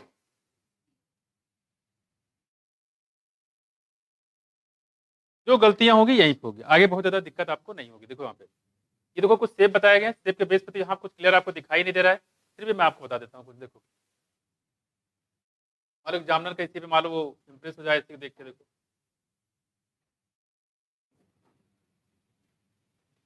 इसमें इसके न्यूक्लियस के बेस पे चीजें आती है। देखो खासकर जो, ये देखो एसिडोफिल का नाम क्या बताया बच्चे? ये क्या है? एसिडोफिल है ना, इस्नोफिल है। यहाँ देखो क्या है? बेसोफिल। ये क्या है? देखो न्यूट्रोफिल। और ये क्या देखो? T lymphocyte. क्या है? T lymphocyte. और ये क्या है बच्चे? मोनोसाइट। ये क्या है? B lymphocyte. ठीक है।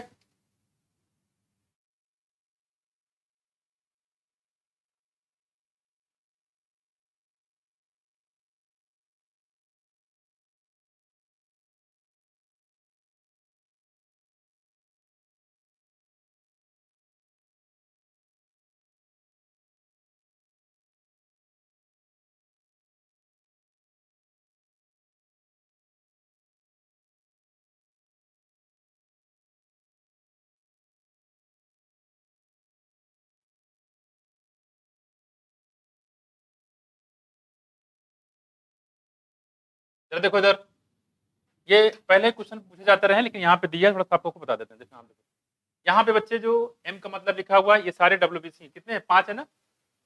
ये जो लिखा हुआ है इसका नाम है क्या? मोनोसाइट। कहाँ भाग गया भैया? इधर आप, ये है। इसको अगर आप देखो तो कुछ आपको ऐसे नजर आएगा, ऐसा दिख रहा है, किडनी सेप है। किडनी सेप, या इसी को बोल सकते हो आप बीन सेप। ये क्या लिखा नीचे? किडनी सेप लगभग, याद रहेगा? किडनी सेप पूछा जाता है। देखो आगे दूसरा हमारे पास देखो इस्नोफिल है। इस्नोफिल क्या बोलते हैं हम लोग? हाँ, याद रहेगा? ये एसिडोफिल है। और ये कैसे है? पाइलोब है, बॉल सेप नहीं, ये ऐसे। और से देखो, क्लियर? हेडफोन, हाँ कह सकते हो हेडफोन सेप। अब अगले आगे आ जाएगा, ये क्या बोलते हैं इसको? देखो ठीक है, हो गया। तो मोनोसाइट कैसे बच्चे? किडनी से, क्या बोलेंगे इसको? किडनी, के फॉर किडनी, किडनी लिख दिया है। और एक ऐसा हो बाई लोब, मैं लिख दे रहा हूँ, तुम लोग भूल जाओ हेडफोन कह दोगे। देखो यहाँ पे हेडफोन आपसे मिलेगा नहीं वहां। देखो अगला हमारे पास देखो क्या है? न्यूट्रोफिल। क्या है? न्यूट्रोफिल। तो न्यूट्रोफिल कहाँ है बच्चे? देखो ये होगा, देखो न्यूट्रोफिल देखो यहाँ पे। न्यूट्रोफिल में 1 2 3 4, 1 2 3 आंसर कितना? Multi lobe. कितना? Multi lobe. यहाँ देखो, तो अगर हम इसको देखें बच्चे मेरे, ये हो गया मल्टी लोब। ये देखो,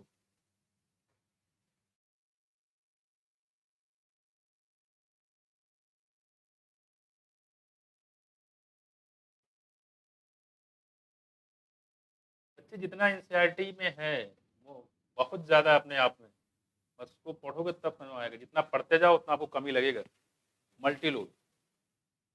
ठीक है, आगे आ जाओ। जो नहीं पढ़ता है कभी तो, अरे एक ही महीने की तो है, इतना 2 ही पतली पतली किताबें हैं, ये तो हम एक दिन में खत्म कर लें, है ना? खत्म कर लो, लेकिन दिमाग में नहीं रख पाओगे। यहाँ देखो अगला हमारे पास देखो क्या है? लिम्फोसाइट। कहाँ भाग गया? कहाँ भाग गए बच्चे? ये देखो लिखा है लिम्फोसाइट। ठीक है, और लिम्फोसाइट देखोगे तो आपको कुछ ऐसा दिखाई देगा यहाँ पे। देखो यहाँ लिम्फोसाइट, टी लिम्फोसाइट, यहाँ कैसा है? बी लिम्फोसाइट होता है। ठीक है, और इसको न्यूक्लियस जो होता है लगभग जीरो जैसा होता है। कैसा होता है? जीरो जैसा। ये देखो ये ऐसे, इसे मैंने ओ बनाया। कैसा? ओ जैसा कह सकते हो, जीरो जैसा बता सकते हो।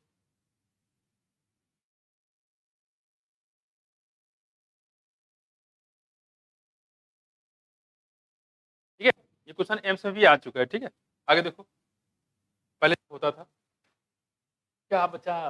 बेसोफिल। कैसा? बेसोफिल। वो आपको क्लियर दिखाई नहीं दे रहा है इसे, लेकिन मैं आपको बता दूं ये कैसा है। दिख रहा है?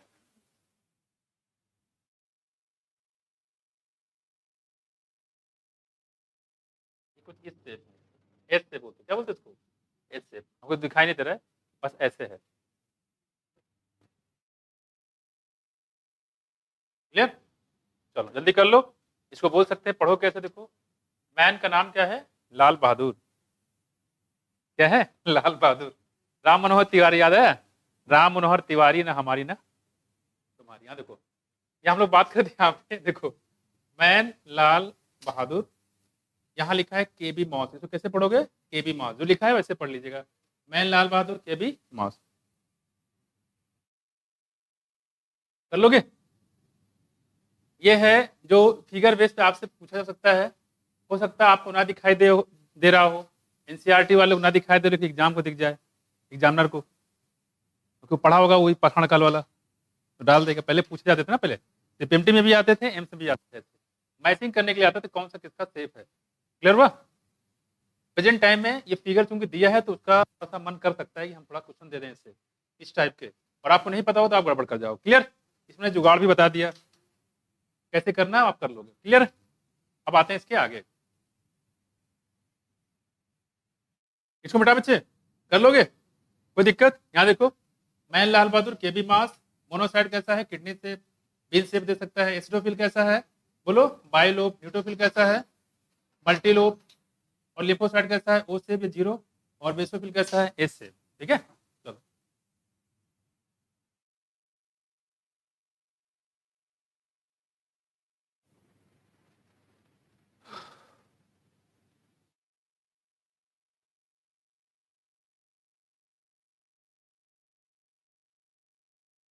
तो हम लोग बात करें यहाँ पे एलर्जिक रिएक्शन की। बच्चे इस चैप्टर से मात्र 2 ही क्वेश्चन मिलेंगे आपको, 1 से लेके 2 क्वेश्चन। मैक्सिमम जो रेशियो है 1 से लेके 2 क्वेश्चन। यहाँ देखो, जो इस्नोफिल होता है बच्चे, एलर्जिक रिएक्शन में खासकर उनका रोल होता है किसमें? एलर्जी से, जैसे छींकने लगते हो बहुत ज्यादा, हल्का से डस्ट आया, छींकना शुरू मैं, और एलर्जी रिएक्शन का रोल होता है। एलर्जी के लिए कौन सी एंटीबॉडी निकलती बताया था?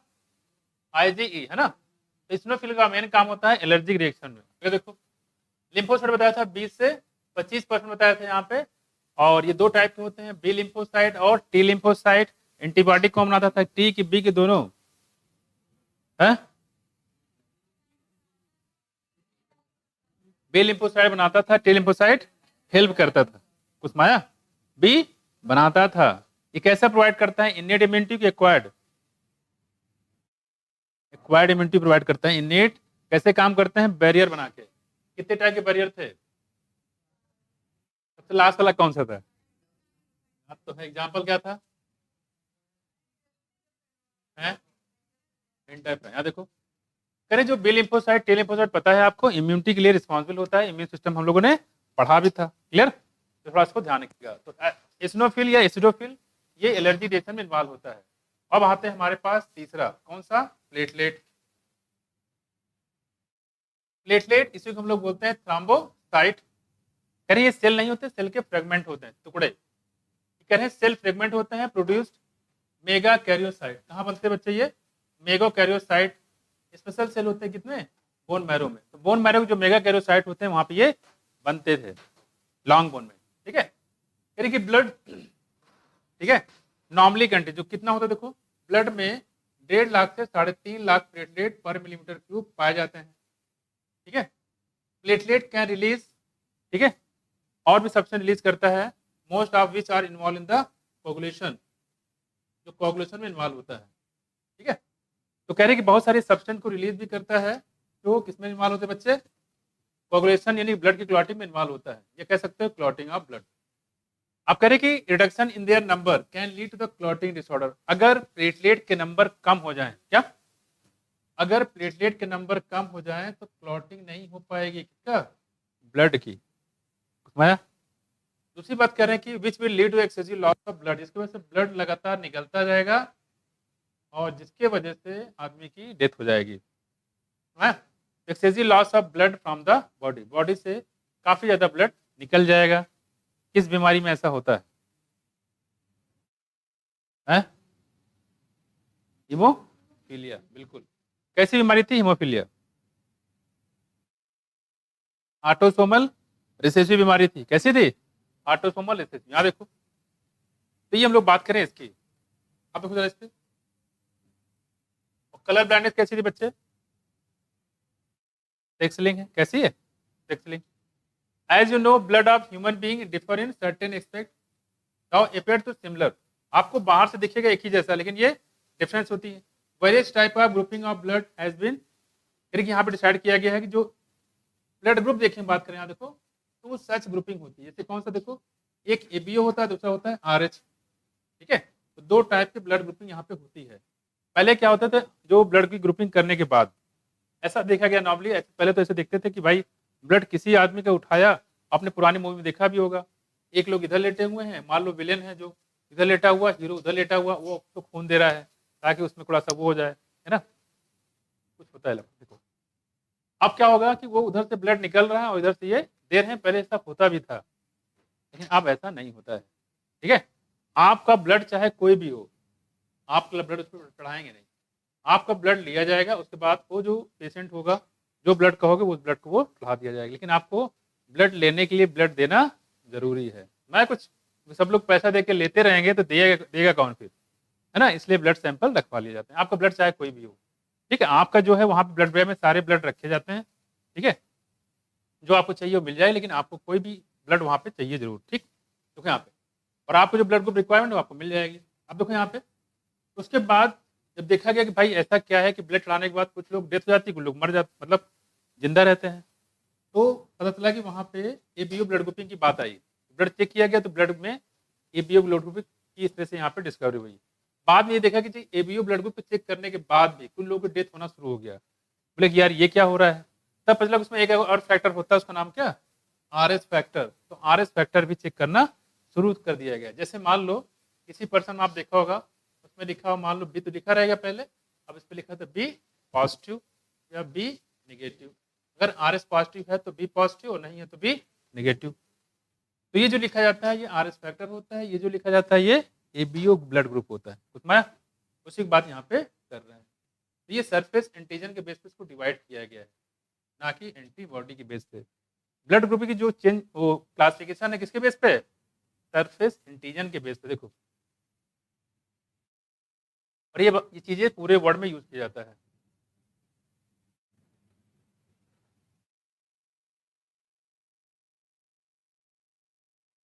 देखो यहाँ पे कह रहे हैं कि जो ABO blood grouping based on the presence of substance, यहाँ पे किसके बेस देखो आप, एबीओ ब्लड ग्रुपिंग कह रहे हैं कि ABO blood grouping is based on presence और absence of the two surface antigen. क्या, दो सरफेस एंटीजन के बेस पे ये बेस होता है। कितने, दो। ये चीज पानी में आप पूछ सकता है कि ये एंटीजन के बेस पे है कि एंटीबॉडी पे, क्या बताओगे, एंटीजन के बेस पे रखा गया। जैसे मान लो किसी का ब्लड ग्रुप ए है, इसका मतलब उसमें एंटीजन कौन सा है, ए है। किसी के ब्लड ग्रुप बी है तो एंटीजन कौन सा है, बी है। उसमें आया, इसलिए एंटीजन के बेस पे रखा गया। देखो यहाँ पे कह रहे कि ये क्या है, एंटीजन क्या है बच्चे, कह रहे कि ये वो केमिकल है that can induce immune response, जो इम्यून रिस्पॉन्स को क्या करता है, इंड्यूस करता है। ठीक है, ऑन द आरबीसी, इस पे आरबीसी पे, on the RBC namely A and B. और ये कहाँ पाए जाते हैं बच्चे, आरबीसी पाए जाते हैं। और कितने टाइप के होते हैं, दो टाइप के, ए और बी। तो आरबीसी पे ये पाए जाते हैं सरफेस एंटीजन।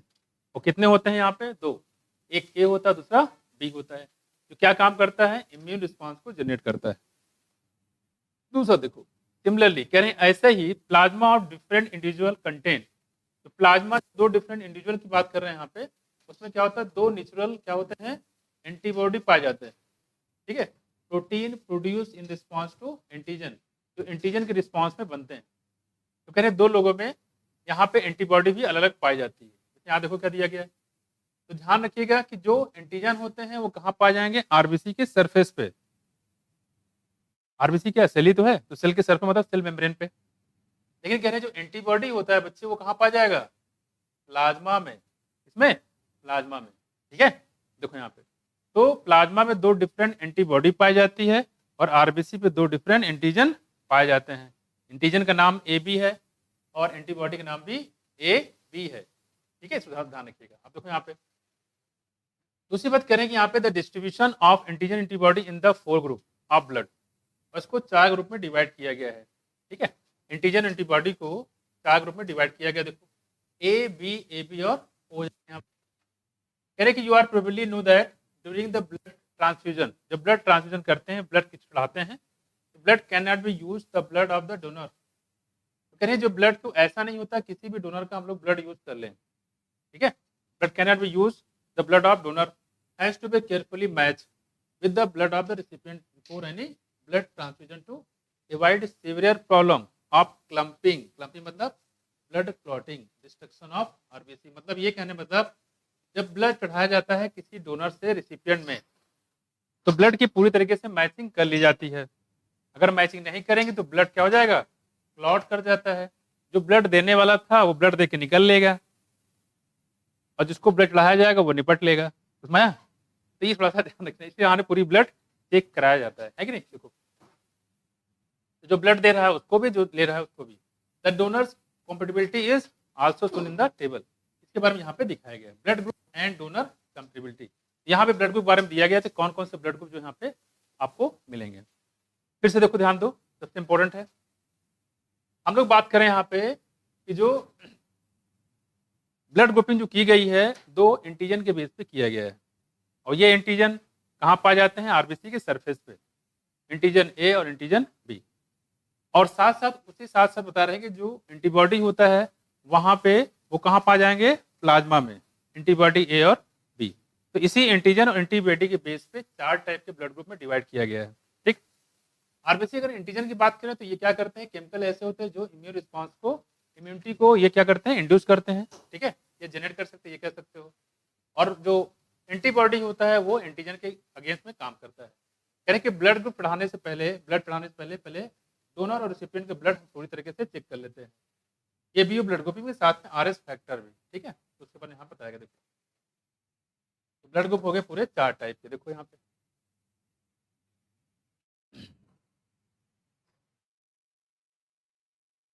जैसे ब्लड ग्रुप बताया गया यहाँ पे ए है, मान लो क्या है, ए। ब्लड ग्रुप ए है, जाहिर सी बात कौन सा एंटीजन होगा बच्चे इसमें, ए होगा। देखो ब्लड ग्रुप अगर ए है तो एंटीजन कौन सा होगा, देखो ए होगा। ब्लड ग्रुप बी होगा तो एंटीजन कौन सा होगा, बी होगा। ब्लड ग्रुप ए बी होगा तो एंटीजन कौन होगा, ए और बी। उसमें तो बहुत आसान है, ए है तो ए, बी है तो बी, ए बी है तो ए बी। उसमें तो एंटीजन के बेस पर रखा गया। यहाँ देखो जो ब्लड ग्रुप ओ होता है बच्चे, इसमें कोई भी एंटीजन नहीं होता है। इसीलिए जो एंटीजन जो क्या करता है, अपने खिलाफ, इसके खिलाफ एंटीबॉडी बनता है। उसमें क्या बनता है, एंटीबॉडी बनता है। तो अगर किसी को दोगे, ठीक है, तो अगर एंटीजन होता है तो इसके खिलाफ क्या बन जाता है, एंटीबॉडी बन जाता है। लेकिन एंटीजन है क्या, नहीं है। तो ओ ब्लड ग्रुप में कोई भी एंटीजन नहीं होता है।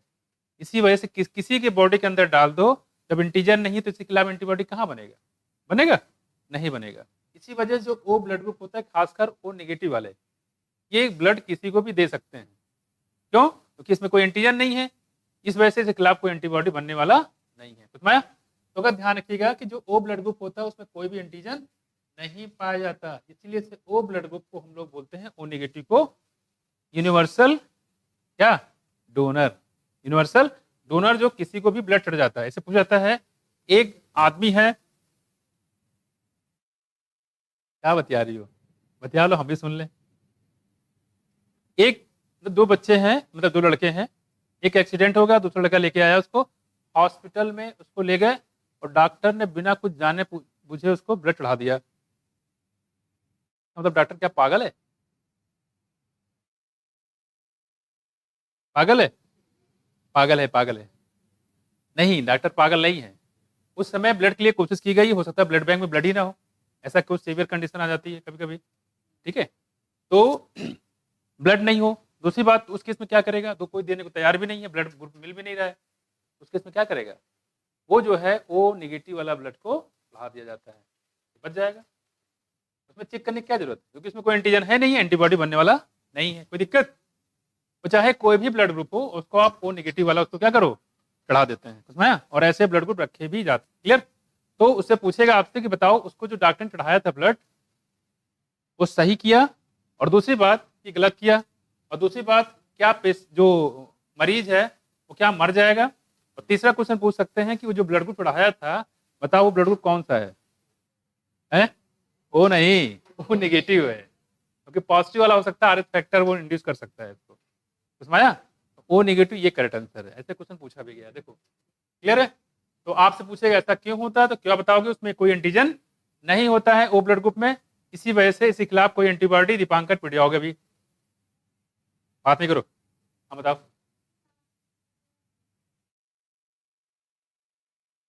इसमें जो हम दिखा रहे हैं वो देखो पहले, जो हम दिखा रहे हैं वो देखो, इधर बात नहीं करो, बाहर कर देंगे फिर, ऐसे काफी लोग हैं, थोड़ा सा और लोग बढ़ जाएंगे फिर।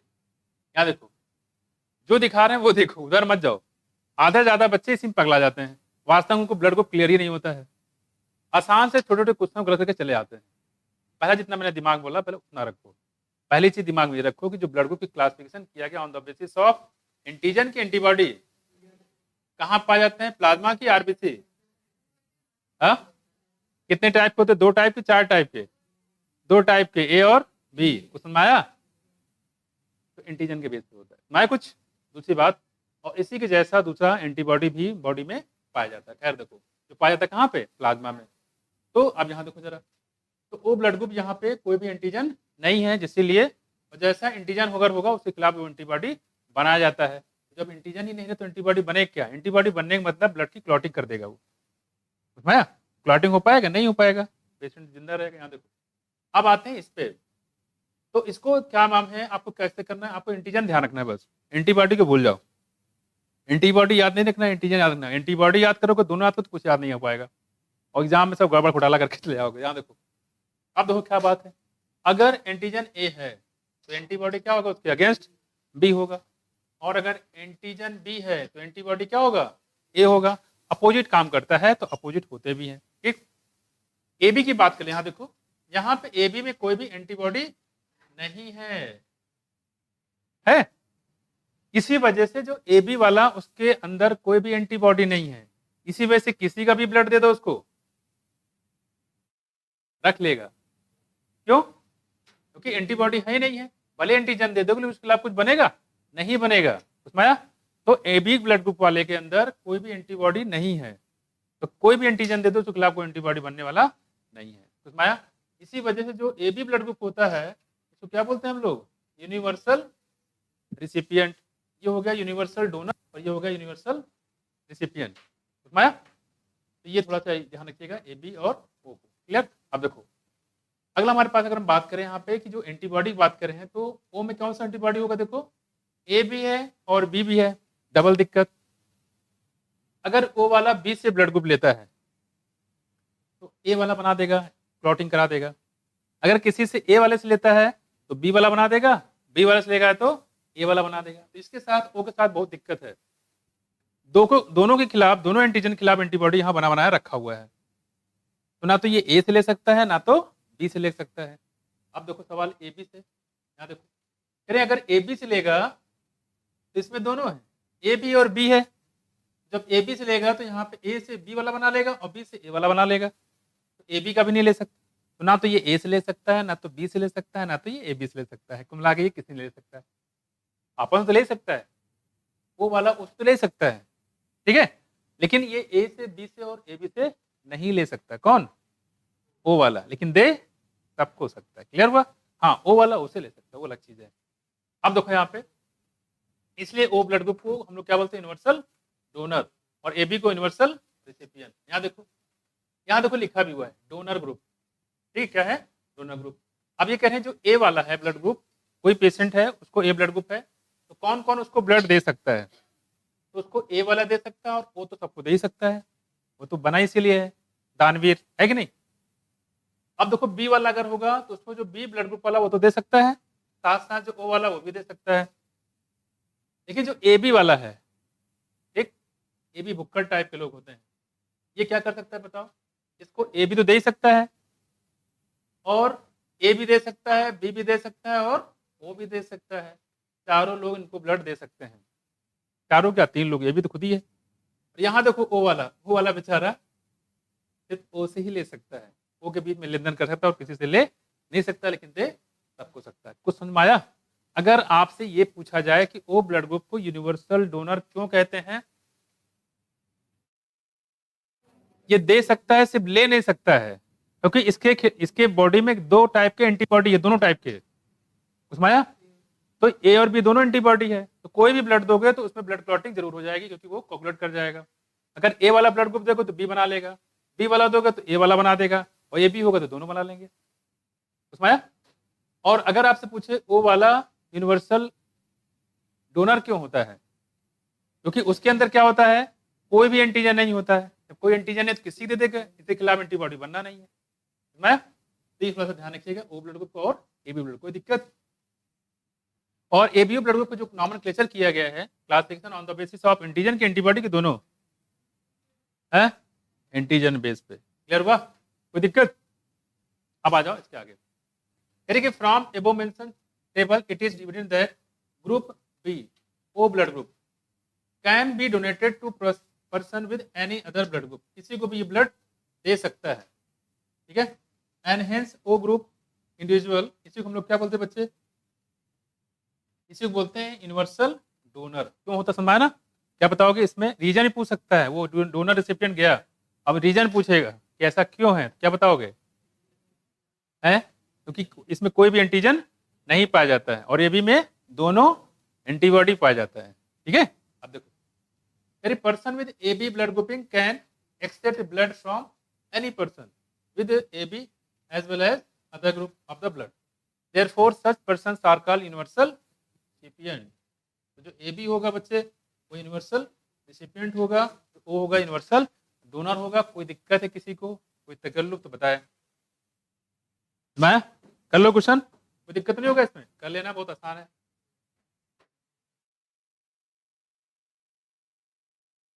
बस 2 मिनट।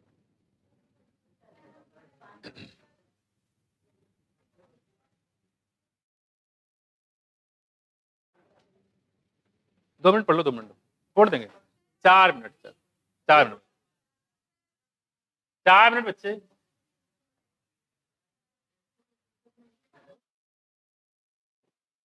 पूरी प्लांट फिजियोलॉजी पढ़ा हुआ है, जल्दी से खत्म हो जाए फिर आगे भी करवाएं। देखो देख लो, देखो देखो, आर एस ग्रुपिंग की बात करते हैं आप। देखो ये अनदर एंटीजन है, देखो R S antigen similar to 1% in the rhesus monkey. देखो यहाँ पे इसको कहां से निकाला गया था बताओ, रीसस मंकी से, इसी वजह से यहां से आया क्या आर एच, है ना, रीसस मंकी से, ठीक है। तो एक तो एंटीजन आपने पीछे पढ़े ए और बी, एक एंटीजन और है उसको बोलते हैं आर एच एंटीजन, ये देखो, ठीक है, रीसस से आर एच आया। ये दूसरा एंटीजन आ गया, एक एंटीजन आपने पहले पढ़ा ए बी ब्लड ग्रुप वाला और एक एंटीजन यहाँ पे आ गया, यानी another antigen the R H antigen similar to 1 present in rhesus monkey, पाया जाए कहाँ पे, रीसस मंकी में पाया जाता है, इसको बोलते हैं, इसलिए इसको आर एच बोलते हैं। It is also observed on the surface of RBC of majority, और ये भी कहाँ पाया जाएगा, surface of RBC from majority nearly 80% of human. ये पूरे वर्ल्ड की बात कर रहे हैं, लगभग 80% लोगों में क्या पाया जाएगा, आर एस पॉजिटिव, यानी ये आपको एंटीजन पाया जाएगा। ये भी कहाँ पाया जाएगा, आरबीसी के सरफेस पे। तो अगर आपसे चाहे पूछें आपका एंटीजन पूछें या आपसे आर एच एंटीजन पूछें, दोनों कहाँ पाया जाएगा, सरफेस किसके, आरबीसी के। दूसरी बात करें और कहाँ पाए जाएंगे, 80% जो लोग होते हैं वो आर एच पॉजिटिव होंगे, 20% कैसे होंगे, आर एच निगेटिव होंगे। यहाँ देखो, such individual are called the R H positive, जिसमें पाया जाएगा आर एच पॉजिटिव, ठीक है। And those in whom this antigen absent, इसको क्या बोलेंगे, आर एच निगेटिव। क्या बोलेंगे बच्चे इसको, आर एच निगेटिव।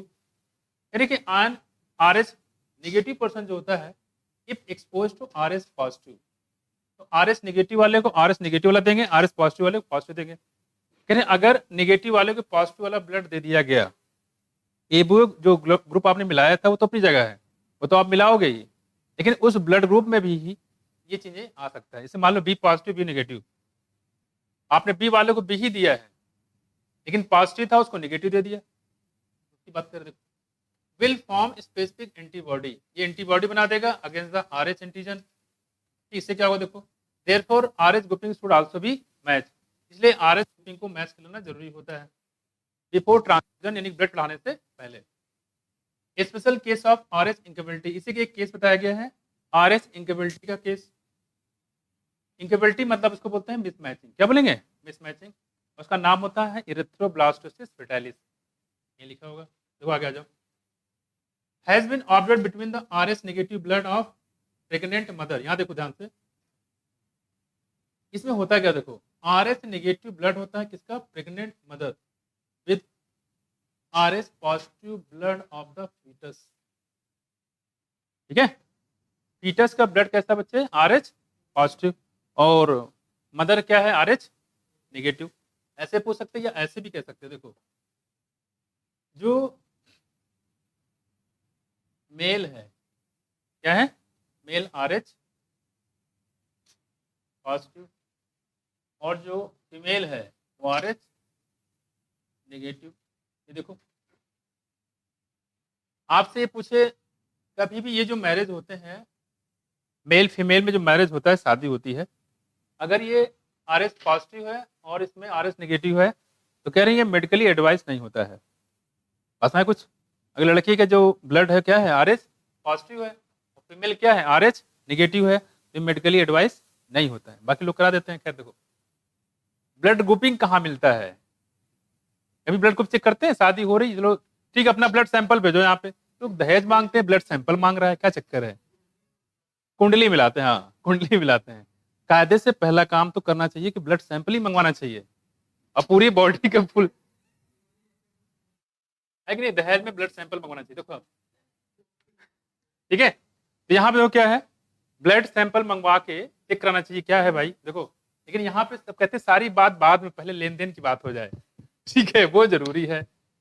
लड़के ने लड़की को देखा भी नहीं है, लेकिन लेन देन की बात पहले हो जाए। ठीक है, सब कुछ पहले तय हो जाए, तब जाके कहीं शादी होती है। खैर देखो, अब देखो आगे, R S positive blood of the foetus. तो अगर आपसे ये चाहे तो ये पॉजिटिव देंगे, ये मेल का, दोनों की बात कर रहे हैं यहाँ पे। ऐसे क्वेश्चन मेल और फीमेल को लेकर पूछा गया किनकी शादी नहीं हो सकती है। ठीक है, और दूसरा पूछा गया फीटस को लेके, ये फीटस भी हो सकता है। देखो ठीक है, कैसे याद रखोगे, ये जो मैरिज होते हैं ये मेल फीमेल में, या बच्चे जो फीटस है फीमेल बॉडी के अंदर, उसकी बात कर रहे हैं।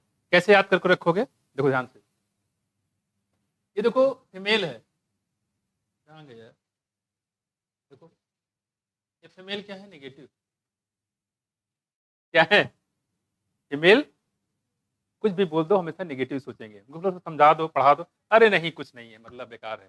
फीमेल हमेशा क्या सोचती है, नेगेटिव। देखो यहाँ पे, और मेल कैसे हमेशा सोचते हैं, पॉजिटिव। कैसे सोचते हैं, पॉजिटिव। इतने, सॉरी क्या बोले, मतलब इतने मार खाते हैं जूते से चप्पल से, मेल कहता है कोई बात नहीं, सब प्यार में सब कुछ जाएगा। देखो तो फीमेल क्या होंगे, नेगेटिव, मेल कैसे होंगे, पॉजिटिव। हाँ देखो, आप इसलिए थोड़ा इसे दिमाग में रखना, हमने तो ऐसे याद किया था इसको, तो हमेशा क्वेश्चन हो जाता है। देखो आपसे पूछे, मतलब पूछते हैं कि आर एच इनकेबिलिटी का केस क्या होता है, तो आपसे पूछेंगे या तो मेल पॉजिटिव फीमेल नेगेटिव, या जो फीमेल के अंदर जो बेबी है फीटस वो कैसा होना चाहिए, पॉजिटिव, और फीमेल, फीमेल हमेशा नेगेटिव करना। देखो क्वेश्चन कर लोगे, ऐसे क्वेश्चन मैचिंग करने के लिए आते हैं, थोड़ा डिटेल बताना पड़ेगा। हमने क्योंकि 4 मिनट बोला था लेकिन 22 हो गया, तो छोड़ देते हैं।